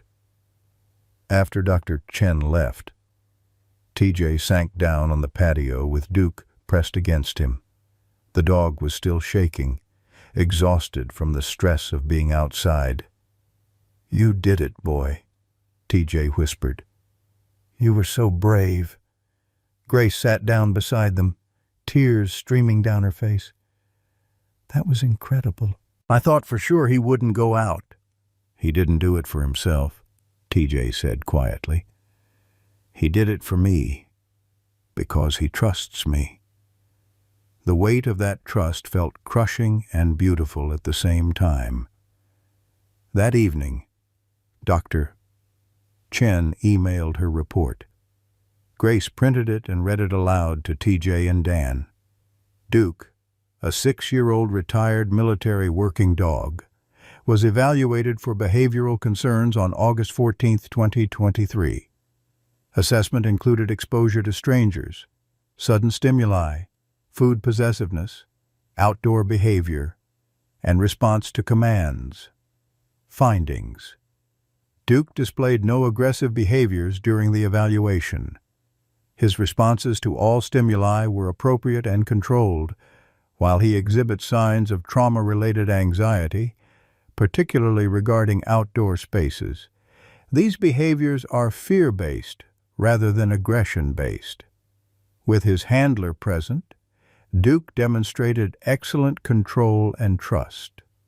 Conclusion: Duke does not pose a danger to the community. He is highly bonded to his handler and responsive to commands. I recommend ongoing behavioral therapy for his anxiety, but from a safety standpoint, he presents no more risk than any other well-trained dog. In my professional opinion, Duke is safe for residential environments. Dan exhaled heavily. That should shut down the HOA complaint. Maybe, Grace said. But Rick Walsh filed a second complaint with Animal Control.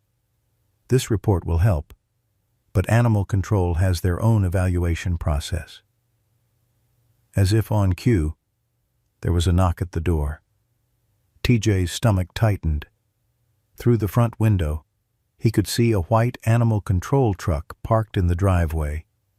Grace answered the door. The officer was a man in his 40s, wearing a tan uniform and carrying a clipboard. His expression was professional but not unkind. "I'm Officer James Martinez with Animal Control. I'm here about a complaint regarding a German Shepherd on the premises." "We just had him evaluated," Grace said, handing over Dr. Chen's report. "He's not dangerous." Officer Martinez scanned the document. His eyebrows rose slightly. "Dr. Chen did this evaluation. She's one of the best in the state." He looked up. "Can I see the dog?" They brought him inside. Duke was back in his corner spot, exhausted from the morning's ordeal. When Officer Martinez entered, Duke lifted his head but didn't move. "Duke," the officer said softly. "That's a military name." "He's a retired MWD," TJ said. "Bomb detection. Afghanistan." Officer Martinez's entire demeanor changed. He set down his clipboard and approached slowly. "May I?" TJ nodded. The officer knelt down a few feet from Duke. "I was Army. 2 tours in Iraq. Had a MWD partner named Rex. Best damn soldier I ever served with." He looked at TJ. "You his handler?" "No, sir. His original handler was my father, Thomas Franklin. He died in the explosion that injured Duke." Officer Martinez's expression grew somber. "I'm sorry for your loss." He looked back at Duke. "And I'm sorry someone filed a complaint against you.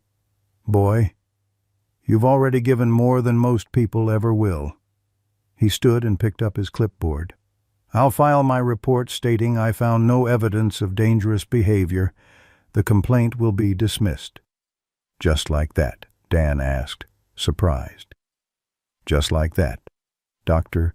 Chen's evaluation is thorough, and my own observation confirms her findings. Plus, there are protections for retired military working dogs under Arizona state law. The person who filed this complaint," he checked his notes, "Richard Walsh.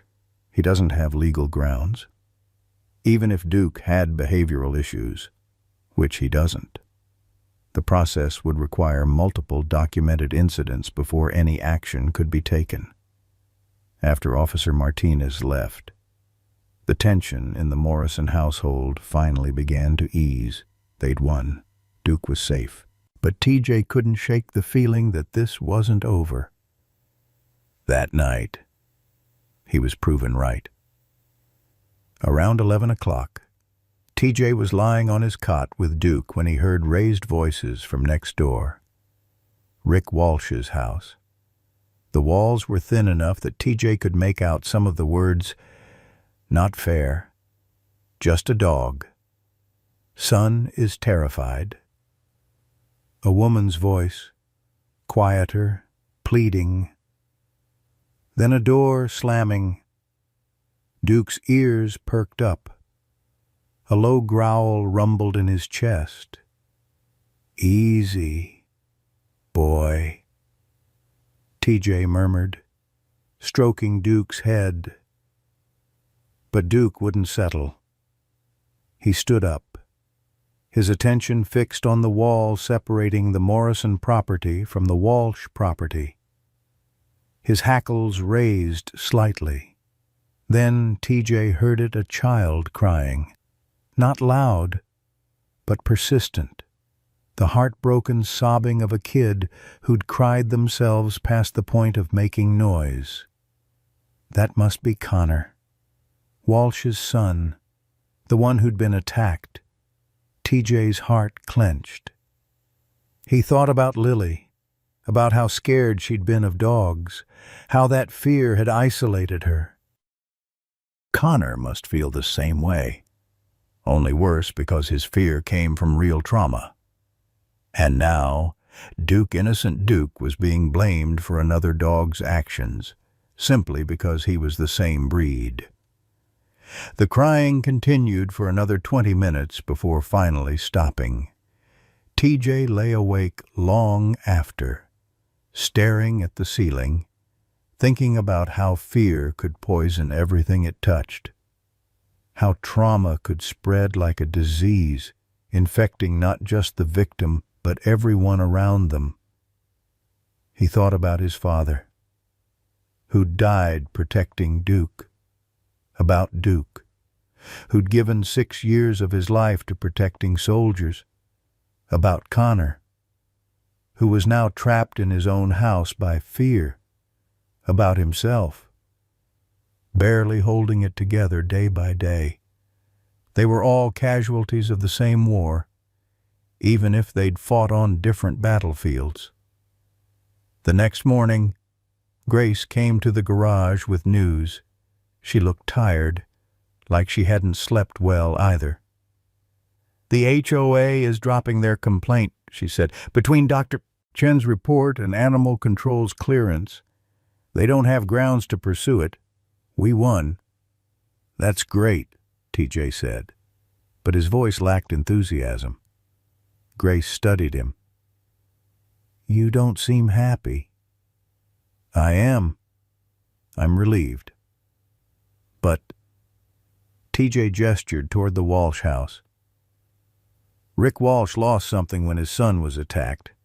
His peace of mind, his sense of safety.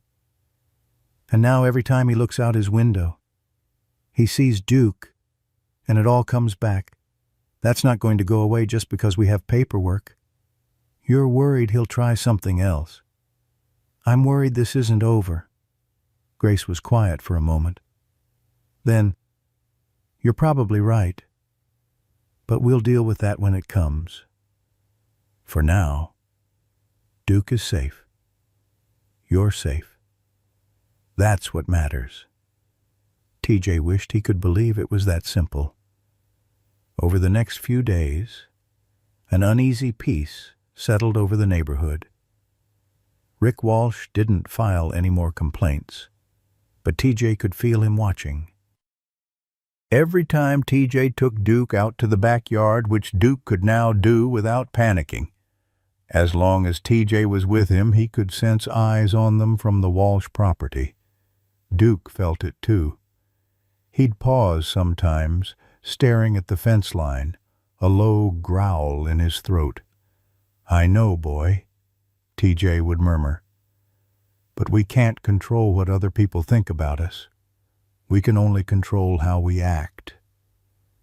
It was advice he wished he could take himself. Meanwhile, Grace had started the process of getting TJ enrolled in the VA's mental health services. She'd used her connections at the hospital to move him up waiting lists, to expedite paperwork that had been sitting in bureaucratic limbo for months. "You have an appointment with a psychiatrist next Tuesday," she told him one afternoon. "And a benefits counselor is reviewing your case. There's a good chance we can get your disability rating increased, which would mean more monthly income." "Grace, you've already done so much." "Let me finish. There's also a housing program for homeless veterans. It's not a shelter, it's transitional housing, individual apartments. They have a 6-month waiting list usually, but I pulled some strings. You could have a spot in 3 weeks. TJ stared at her. "My own place. A studio apartment, nothing fancy, but it would be yours. And they allow service animals, so Duke could come with you." The possibilities seemed too good to be true. TJ had spent so long surviving day to day that the idea of actual stability felt foreign. "What's the catch?" "No catch. You'd need to attend counseling sessions, meet with a case manager weekly, and eventually transition to employment or school. But it's a real chance to get back on your feet." TJ looked at Duke, who was lying in a patch of sunlight, looking more content than TJ had ever seen him. 3 weeks, TJ said quietly. 3 weeks, Grace confirmed. "Think you can make it 3 more weeks?" TJ thought about everything that could go wrong in 3 weeks. About Rick Walsh's simmering resentment. About Dan's job search coming up empty. About his own mental health, which felt like a house of cards that could collapse at any moment. But he also thought about Duke, who'd been brave enough to step outside despite his terror. About Walter and the other vets at the tent camp who'd pooled their money to help. About Grace, who was fighting for him even though she barely knew him. "Yeah," TJ said, "I can make it 3 weeks." He just hoped 3 weeks would be enough, because across the fence, Rick Walsh was making plans of his own. Plans that would change everything. Grace's mother arrived on a Thursday afternoon in a battered Honda Civic that had seen better days. TJ was in the backyard with Duke, working on basic commands. When he heard the car pull into the driveway, through the fence slats, he watched an elderly woman emerge late 60s, thin as a rail, with steel-gray hair pulled into a severe bun. She moved with the careful precision of someone whose body hurt constantly but refused to show it. Grace came out to meet her, and TJ could hear the tension in their voices even if he couldn't make out the words. This was Evelyn Morrison, Grace's mother, the one Grace had mentioned in passing but never invited over. "TJ," Grace called over the fence, "can you come meet my mother?" TJ's stomach tightened. He clipped the leash on Duke and led him around to the front yard. Duke stayed close to his leg, still uncomfortable in open spaces but managing better each day. Evelyn stood on the porch, and when she saw Duke, her entire body went rigid, her face drained of color. For a moment, TJ thought she might faint. "Mom?" Grace's voice was sharp with concern. But Evelyn was staring at Duke with an expression TJ couldn't quite read. Horror, yes, but also something else. Recognition, maybe, or memory. "German Shepherd," Evelyn said, her voice barely above a whisper. "Mom, this is Duke. He's a retired military dog. And this is TJ, his handler." Evelyn's eyes slowly moved from Duke to TJ. She studied him with an intensity that made TJ want to step back. "You're a veteran," she said, not a question. "Yes, ma'am. Army. Medical discharge. How old are you? 23. Something flickered across Evelyn's face. Pain. Maybe. My son would have been 42 this year. He died in Afghanistan. TJ's throat tightened. I'm sorry for your loss. Are you... Evelyn's voice had an edge now. Or are you just another young man playing soldier, running away from your problems by hiding behind a dog? Mom? Grace's face flushed with anger. It's okay, TJ said quietly, though it wasn't. I understand. Do you... Evelyn took a step closer. Duke pressed against TJ's leg, a low whine in his throat. Do you understand what it's like to get that phone call? To hear that your child is dead, that he's not coming home, that there won't even be a body to bury because the IED left nothing recognizable? No, ma'am. I don't understand that. But I understand being the child left behind. My father died when I was 6 months old. Same thing IED in Afghanistan. I never got to know him. Evelyn's expression shifted slightly. Your father, Thomas Franklin. He died protecting his team and his military working dog. TJ gestured at Duke. This dog. Evelyn stared at Duke again, and this time TJ saw it clearly, recognition. Franklin. Thomas Franklin. He was in my son's unit. The world seemed to tilt. Grace's hand flew to her mouth. What? Daniel Morrison. First lieutenant. He was... Evelyn's voice cracked. He was friends with a Sergeant Franklin. They deployed together in 2017. Danny mentioned him in his letters. Said Franklin had a baby son back home. Said he talked about that boy every single day. TJ felt like he couldn't breathe. Your son knew my father. They died in the same explosion. Evelyn's eyes were wet now. Different locations, but same mission. Danny was doing Overwatch when the second IED went off. He ran down to help the team. That's when... She stopped, unable to continue. Grace was crying silently, her hand covering her mouth. I didn't know, she whispered. Mom, you never told me his name. You never talked about the details. Because it hurt too much. Evelyn looked at TJ, and her expression had transformed from hostile to something more complicated. For 23 years, I've wondered about Thomas Franklin's baby boy. Wondered if he was okay, if he had a good life, if someone told him his father was a hero. TJ's vision blurred. He was a hero. I mean, everyone says so. But his voice broke. I never got to know him myself. Just stories. Evelyn stepped forward and did something completely unexpected.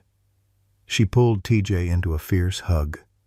She was so thin he was afraid he might break her, but her grip was iron. Your father saved 6 men that day, she whispered into his shoulder, including my son, even though Danny died later. But those 6 minutes Thomas bought them, they got to say goodbye. They got to call home. My son's last words to me were, I love you, Mom. I have that because of your father. TJ couldn't stop the tears now. He stood there, being held by this stranger who wasn't a stranger at all, while Duke pressed against both of them, whining softly. When Evelyn pulled back, she looked at Duke, really looked at him. This is the dog Thomas died protecting. Yes, ma'am. Evelyn knelt down slowly, her knees cracking. Duke watched her warily, but when she extended her hand, He sniffed it. His tail gave a cautious wag. "My husband was a dog handler in Vietnam," Evelyn said softly. "James Morrison. He had a German shepherd named Sergeant. They both died saving me." Her hand trembled as she stroked Duke's head. "I was a combat nurse. We were under fire. James and Sergeant ran into the open to draw the enemy away from the medical tent. I was pregnant with Grace, 5 months along. They died so we could live." Grace was openly sobbing now. "Mom, I never knew the details. You never told me. Because every time I looked at a German shepherd, I saw Sergeant. I saw your father. I saw everything I lost." Evelyn's voice was thick with tears. "For 47 years, I've avoided dogs, especially shepherds, because the pain was too much." She looked up at TJ. "But looking at Duke now, looking at you, maybe that was wrong. Maybe avoiding the pain means avoiding the memory. And the memory is all I have left." TJ didn't know what to say. The connection between them, between all of them, felt too big, too significant to be coincidence. Grace came and knelt beside her mother. "Why didn't you tell me Dad was a dog handler?" "Because I was angry," Evelyn admitted. "Angry at him for leaving me. Angry at that dog for not saving him. Angry at the war. Angry at everything. And I let that anger poison me for decades." She looked at Duke again. "But this dog, Thomas Franklin died saving this dog, and my Danny died trying to save Thomas. And now here's Thomas's son, taking care of the dog, carrying on something none of them could finish." Her voice grew stronger. "That's not coincidence. That's purpose." TJ's chest felt tight. "I don't know about purpose. I'm just trying to survive day to day." "That's what purpose looks like when you're in the middle of it," Evelyn said. "Messy, confusing, hard, but you're doing it. You're honoring your father by taking care of what he loved. That matters."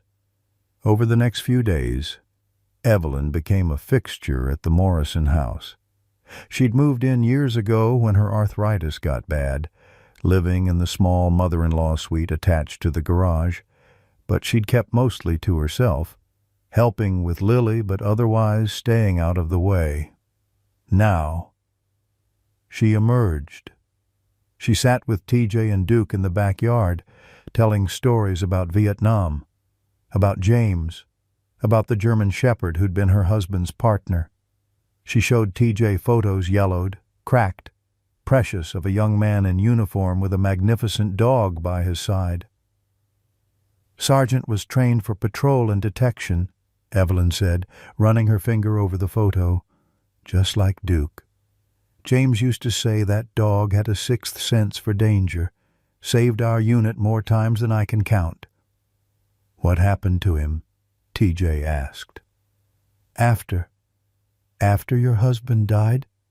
Evelyn's face tightened. "Sergeant died with him. Took bullets that were meant for me. By the time the firefight ended, they were both gone." She looked at Duke. "But I've always wondered what happened to the dogs who survived, the ones who came home but had to leave their handlers behind." "They grieve," TJ said quietly. "Just like people do." Duke was lying at their feet, his head resting on TJ's boot.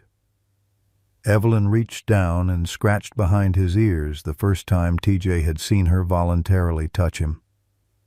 "I'm sorry," she said to Duke. "I'm sorry it took me 47 years to understand. You're not the enemy. You're a casualty, just like the rest of us." That evening, Evelyn pulled TJ aside while Grace was putting Lily to bed. "I need to tell you something," she said. "About your father." TJ's pulse quickened. "What about him?" "Danny wrote letters. Lots of them. I kept them all. There are 3 that mention Thomas specifically. Would you like to read them?" TJ could barely speak. "Yes, please." Evelyn disappeared into her suite and returned with a wooden box. Inside were dozens of letters, carefully preserved. She pulled out 3 and handed them to TJ with shaking hands. "Take your time," she said softly. "I'll be in the kitchen if you need me." TJ sat on his cot in the garage with Duke pressed against his side. He opened the first letter with trembling fingers. It was dated March 2017. "Mom, we got a new guy in our unit. Sergeant Thomas Franklin. Everyone calls him Tommy. He's a dog handler, works with this incredible German shepherd named Duke. Tommy's young, maybe 22, but he's solid. Good head on his shoulders. He showed me pictures of his baby son today. Little guy's only 3 months old, same name as his dad.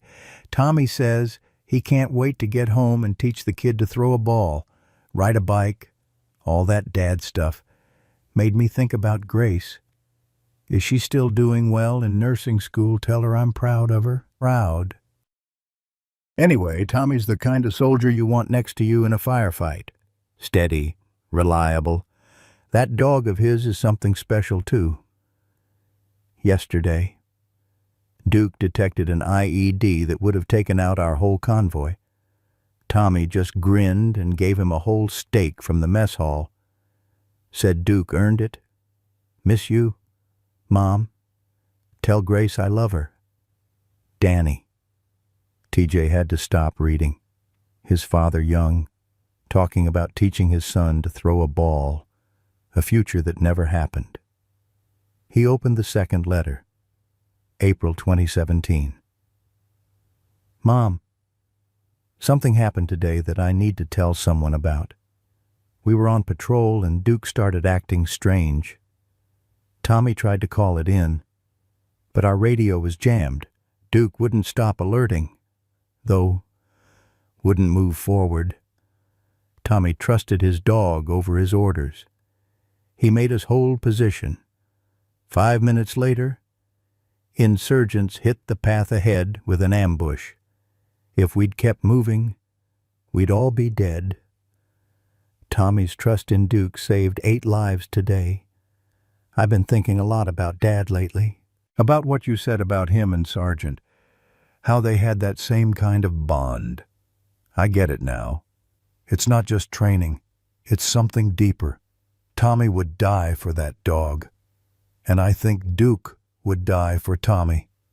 I hope I never have to see if that's true. Love, Danny." TJ's hands shook as he opened the third letter. It was dated May 2017, just 2 weeks before his father died. "Mom, I'm going to tell you something, and I need you to promise not to worry. There's a mission coming up. High risk. Tommy and Duke are point. I'm Overwatch. Tommy pulled me aside tonight. He said if anything happens to him, he wants to make sure Duke gets taken care of. He made me promise that if he doesn't make it, I'll find a way to get Duke home safe. He said his son needs to know he had a father who loved him and a dog who was loyal until the end. I promised him. Mom, I don't know why, but it felt important. Like making that promise meant we'd both come home. But just in case, if something happens to me, tell Grace I love her. Tell her to become the best damn nurse she can be. Tell her to help people the way Dad's medics tried to help him. And Mom, Tell Thomas Franklin's son that his father was a hero, not because he died, but because of how he lived. He loved that boy, talked about him every day. That kid should know that. Love always. Danny. TJ read the letter 3 times, tears streaming down his face. His father's last wish that someone would tell TJ he was loved. And Grace's brother had promised to make that happen. But Danny had died before he could keep that promise. Except he was keeping it now, through his sister, through his mother, through this impossible connection that had brought TJ and Duke to this house, to this family. TJ found Evelyn in the kitchen. She was sitting at the table, her own eyes red from crying. "He promised," TJ said, his voice breaking. "Your son promised my father he'd take care of Duke." "I know." Evelyn's hands were clasped so tight her knuckles were white. "I found that letter after the funeral. Read it 100 times, and I never knew what to do with it. How do you find one baby in a whole country? How do you keep a promise for a dead man?" "You don't have to anymore," TJ said, "because somehow, against all odds, Duke and I found our way here, to the one family in the entire world that understood." Evelyn stood and crossed to TJ. She cupped his face in her weathered hands. "You look like him. You know, your father. Same eyes, same stubborn set to the jaw. He was a good man, TJ, and so are you." "I'm a mess," TJ said honestly. "I'm homeless. I have PTSD. I can barely—" "You're surviving," Evelyn interrupted. "You're fighting. You're taking care of a dog that needs you, even when you can barely take care of yourself. That's not being a mess. That's being human. That's being brave." She pulled him into another hug, and this time TJ let himself be held. Let himself feel the connection to his father through this woman who'd lost her own family to the same war. "Thank you," he whispered. "No," Evelyn said firmly. "Thank you. You brought me back to life. You reminded me what I've been running from all these years, and you gave me a chance to keep my son's promise." That night, the Morrison house felt different, lighter, somehow, as if a weight that had been pressing down on all of them had finally lifted. TJ lay on his cot with Duke curled against him, reading and rereading his father's letters. Grace came to check on him around midnight. "Can't sleep?" she asked. "Too much to process?" Grace sat on the edge of the cot.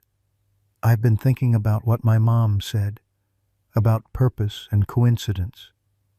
Do you believe in fate, TJ? I don't know what I believe anymore. I think," Grace chose her words carefully, "I think my brother sent you here. I think he's been guiding you this whole time, getting you to that shelter." "Getting you to adopt Duke? Getting you here to us?" Because he couldn't keep his promise himself. But he could make sure the universe conspired to keep it for him. TJ wanted to dismiss it as grief talking, as magical thinking. But he couldn't shake the feeling that she might be right. "If that's true," he said quietly, "then I need to be worthy of it. I need to get better.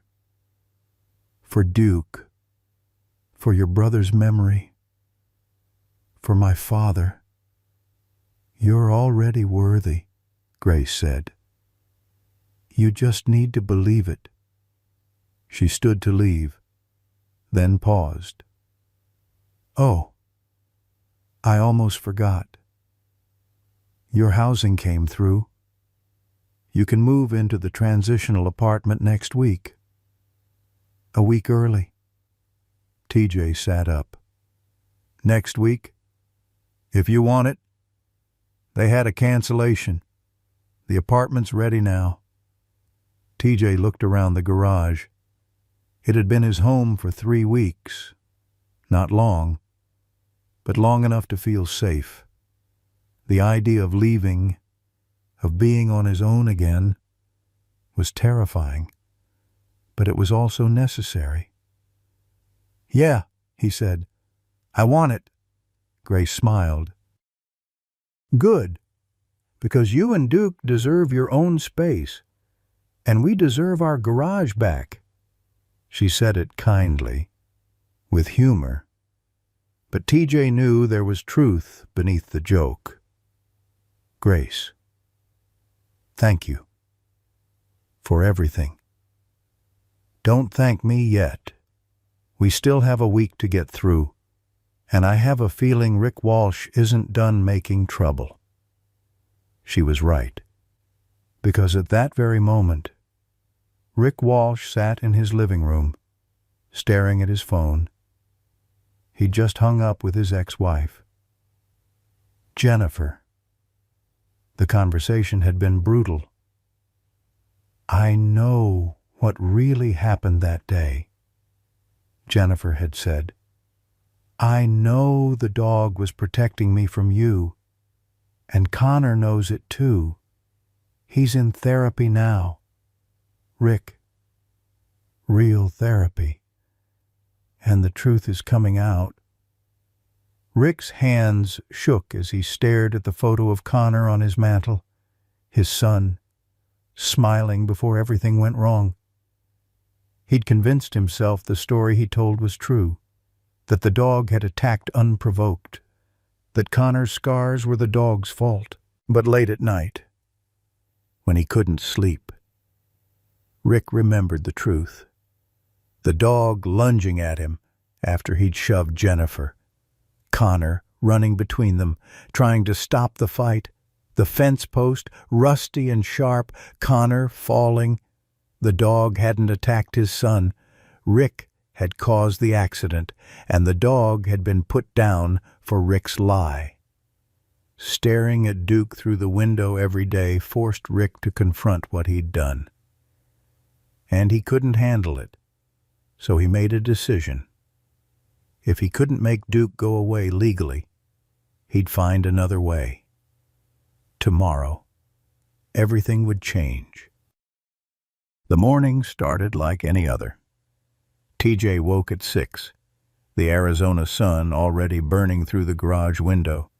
Duke was sprawled across the foot of the cot, snoring softly. For a moment, TJ just lay there, taking in the peace. In 5 days, they'd move to the transitional apartment, a real home, their own space. It felt too good to be true. He was proven right 3 hours later. TJ had taken Duke for their morning routine in the backyard. Duke was doing better. He could now walk the perimeter of the yard without panicking, as long as TJ was within sight. They were practicing basic commands when TJ heard the Morrisons' front door slam. Grace's voice, sharp with anger. You have got to be kidding me. TJ came around the side of the house to find Grace standing on the porch, staring at something in her hand. Dan was beside her, his face dark with fury. What happened? TJ asked. Grace held up an official-looking letter. The HOA. They're fining us $500 per day starting today. They say Duke violated the covenant by, she read from the letter, her voice dripping with sarcasm, excessive barking, disturbing the peace, and creating a public nuisance. That's impossible, TJ said.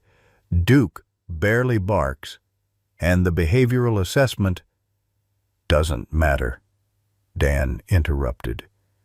They're claiming multiple neighbors filed noise complaints. We have 72 hours to remove the dog or start paying fines. Multiple neighbors. Grace's hands were shaking. We've lived here for 8 years. Who would? Rick Walsh, TJ said quietly. The certainty settled in his gut like a stone. Dan nodded grimly. Has to be. But if he convinced even 2 other neighbors to sign complaints, the HOA has to act. That's the covenant. Grace was already pulling out her phone. I'm calling the HOA president. This is harassment. We'll fight it. But TJ could see the exhaustion in her face. The Morrisons were already drowning financially. They couldn't afford a legal battle, couldn't afford $500 a day in fines, even for a week. I'll move out early, TJ said. Today, the transitional housing I'll call and see if I can move in immediately. TJ, you don't have to. Yes, I do. You've already done too much for us. I won't let Duke cost you your house. Dan's expression softened. That's not what we want.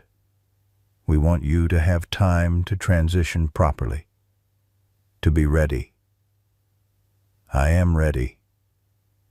TJ wasn't sure that was true, but it didn't matter. He wouldn't destroy this family the way he'd destroyed everything else he touched. 2 hours later, TJ was on the phone with the transitional housing program. The news wasn't good. I'm sorry, Mr. Franklin, the case manager said. The apartment won't be ready until Wednesday. There was a plumbing issue that needs to be resolved first. We can't move your date up. Wednesday is 4 days away. I need something now. I understand, but the HOA is fining the family I'm staying with $500 a day. Starting today. That's $2,000 by Wednesday? There was a pause. Let me see what I can do. Can I call you back in an hour? TJ hung up and looked at Duke. The dog was watching him with those steady brown eyes, sensing his distress. We might be going back to the tent camp, boy, TJ said quietly. Just for a few days. But we've done it before. We can do it again. Duke's tail didn't wag. When Grace came home from work that evening, TJ had everything packed. His belongings fit into the same backpack he'd arrived with. 3 weeks. And he'd accumulated nothing except hope. Hope that was now crumbling. The housing program can't take me until Wednesday, TJ told her. So Duke and I will head back to the overpass tonight. Walter will let us stay in his spot. In this heat, Grace's voice cracked. TJ, it's supposed to hit 112 degrees tomorrow. Duke almost died from heat stroke last time. You can't. I don't have a choice. I won't let you lose everything because of me. You're not the one doing this, Grace said fiercely. Rick Walsh is, and I'm not letting him win. But they both knew this wasn't about winning or losing. This was about survival. And sometimes survival meant retreat. Dan came into the garage, his face troubled. I talked to our lawyer. She says we can fight the HOA decision, but it'll take weeks, maybe months. And in the meantime, the fines accumulate. We'd owe thousands before we even got a hearing. Then I'm leaving, TJ said firmly. Tonight, Evelyn appeared in the doorway. She'd been quiet all day, but now her eyes blazed with something TJ hadn't seen before. Anger. Pure, righteous anger. No, she said. Everyone turned to look at her. Absolutely not. You are not going back to that overpass. I won't allow it.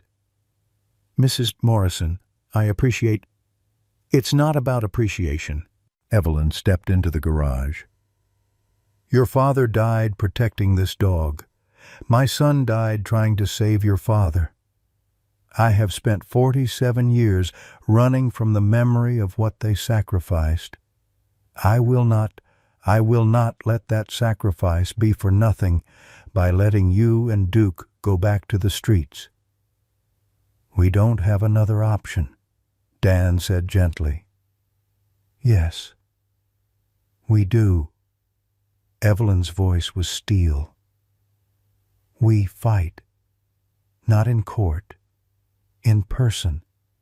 We go to Rick Walsh's house, and we make him look us in the eye while he destroys this boy's life. Grace shook her head. Mom, that won't work. Walsh doesn't care about...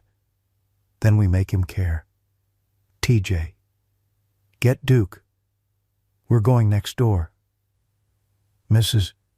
Morrison. Now. There was something in Evelyn's voice that made arguing impossible. TJ clipped the leash on Duke and followed Evelyn out of the garage. Grace and Dan exchanged a look, then followed too. Lily appeared on the porch. Where are you going? Stay inside, sweetheart, Grace called, but Lily came down the steps. I want to come. Lily, Duke is my friend. If someone's trying to hurt him, I want to help. Grace looked at Dan. He nodded slowly. All right, but you stay behind us.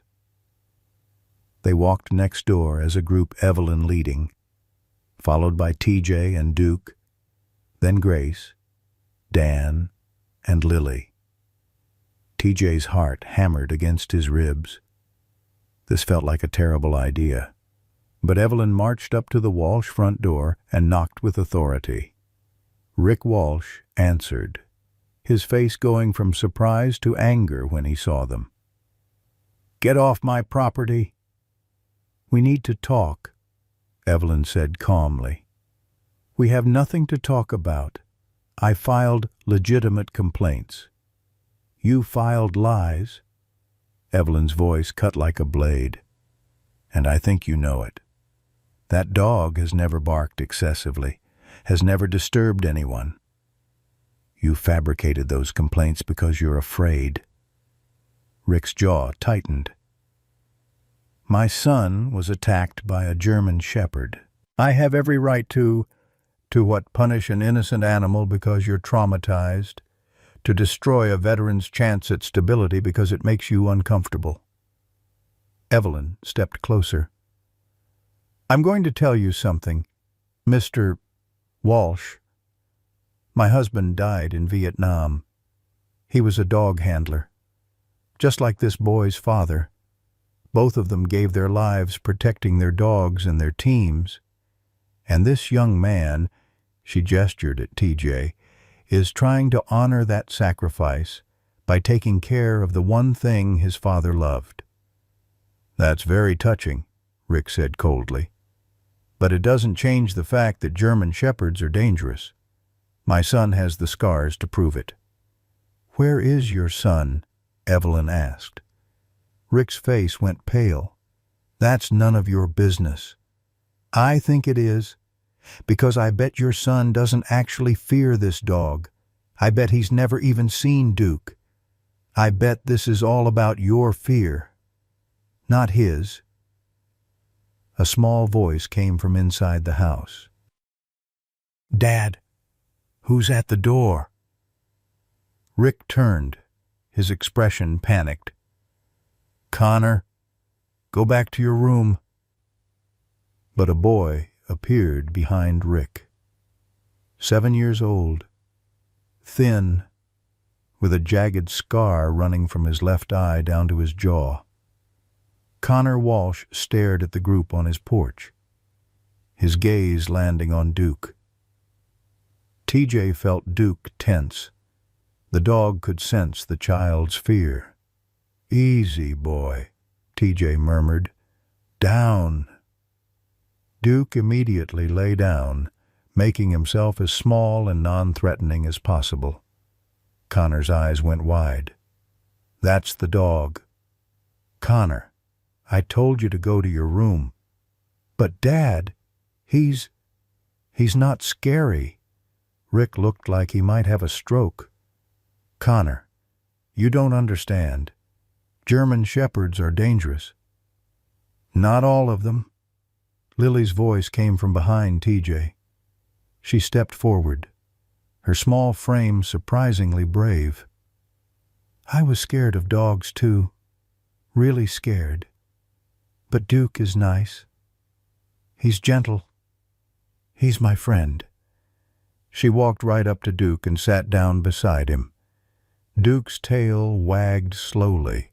Connor watched, transfixed.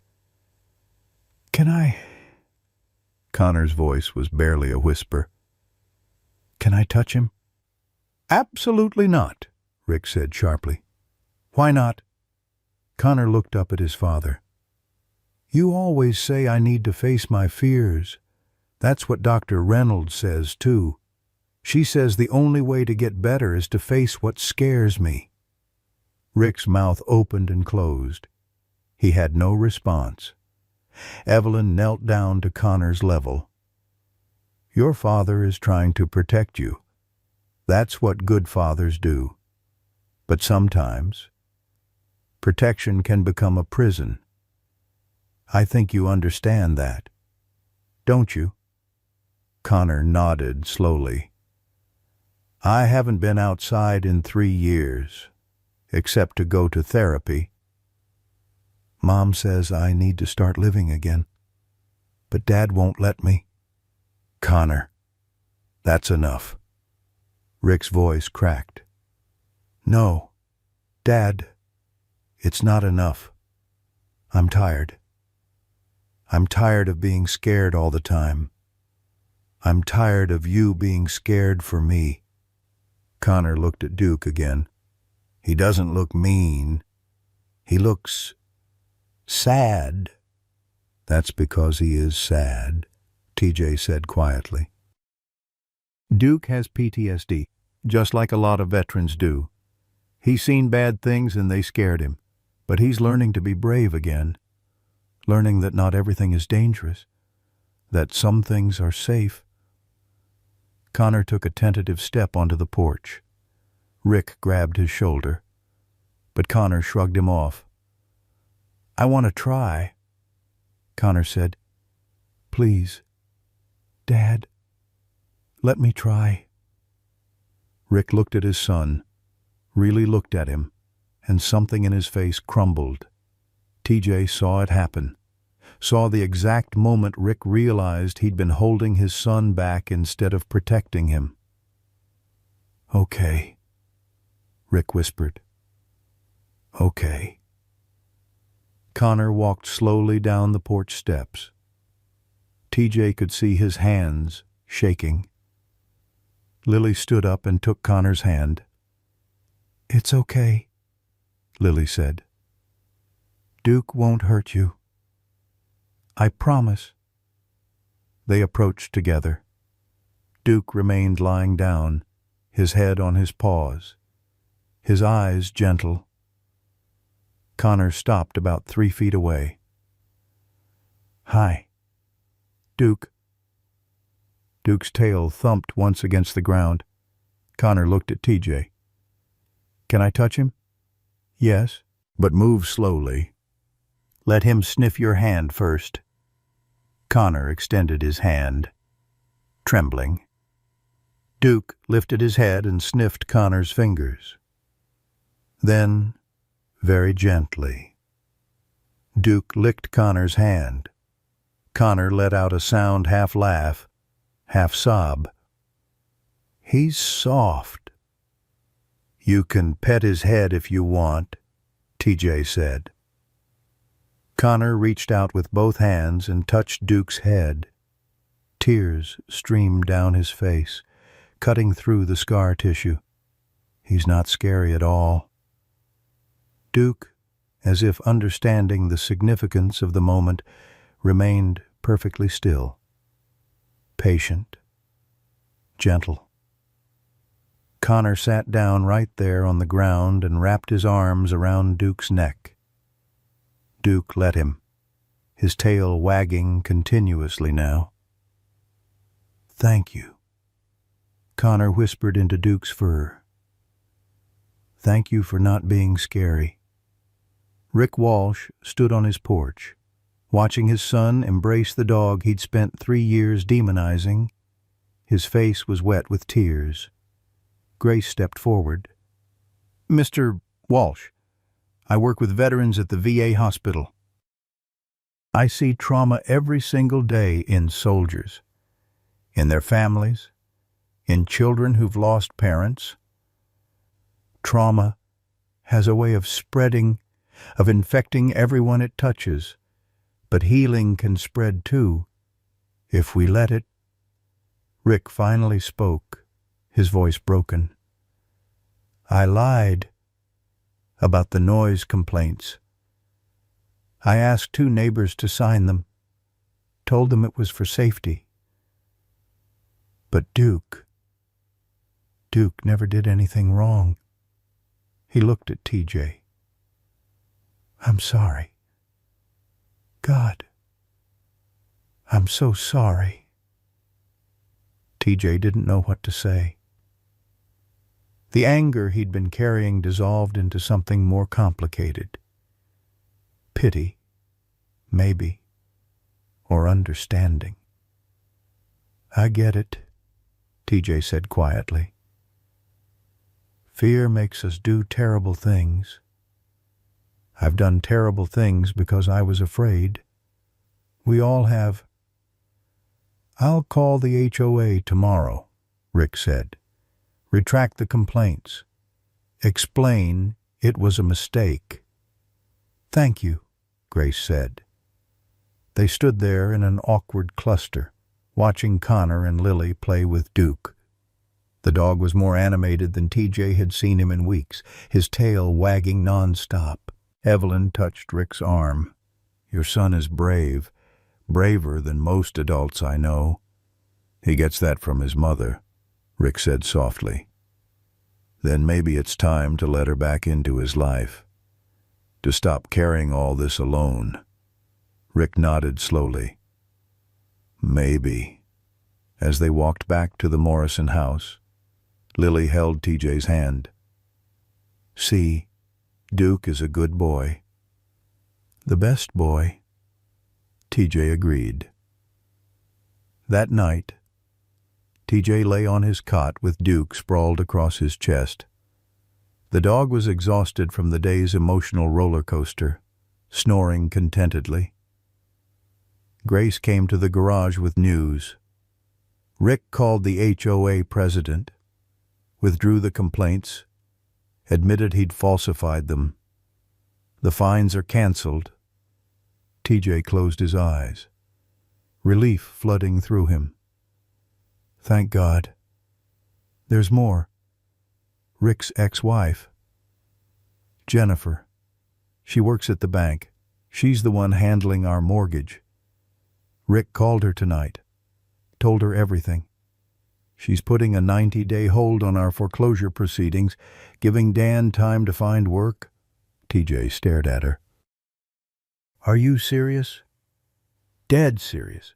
Rick is trying to make amends. It doesn't fix what he did, but—" Grace's voice caught. "But it's a start.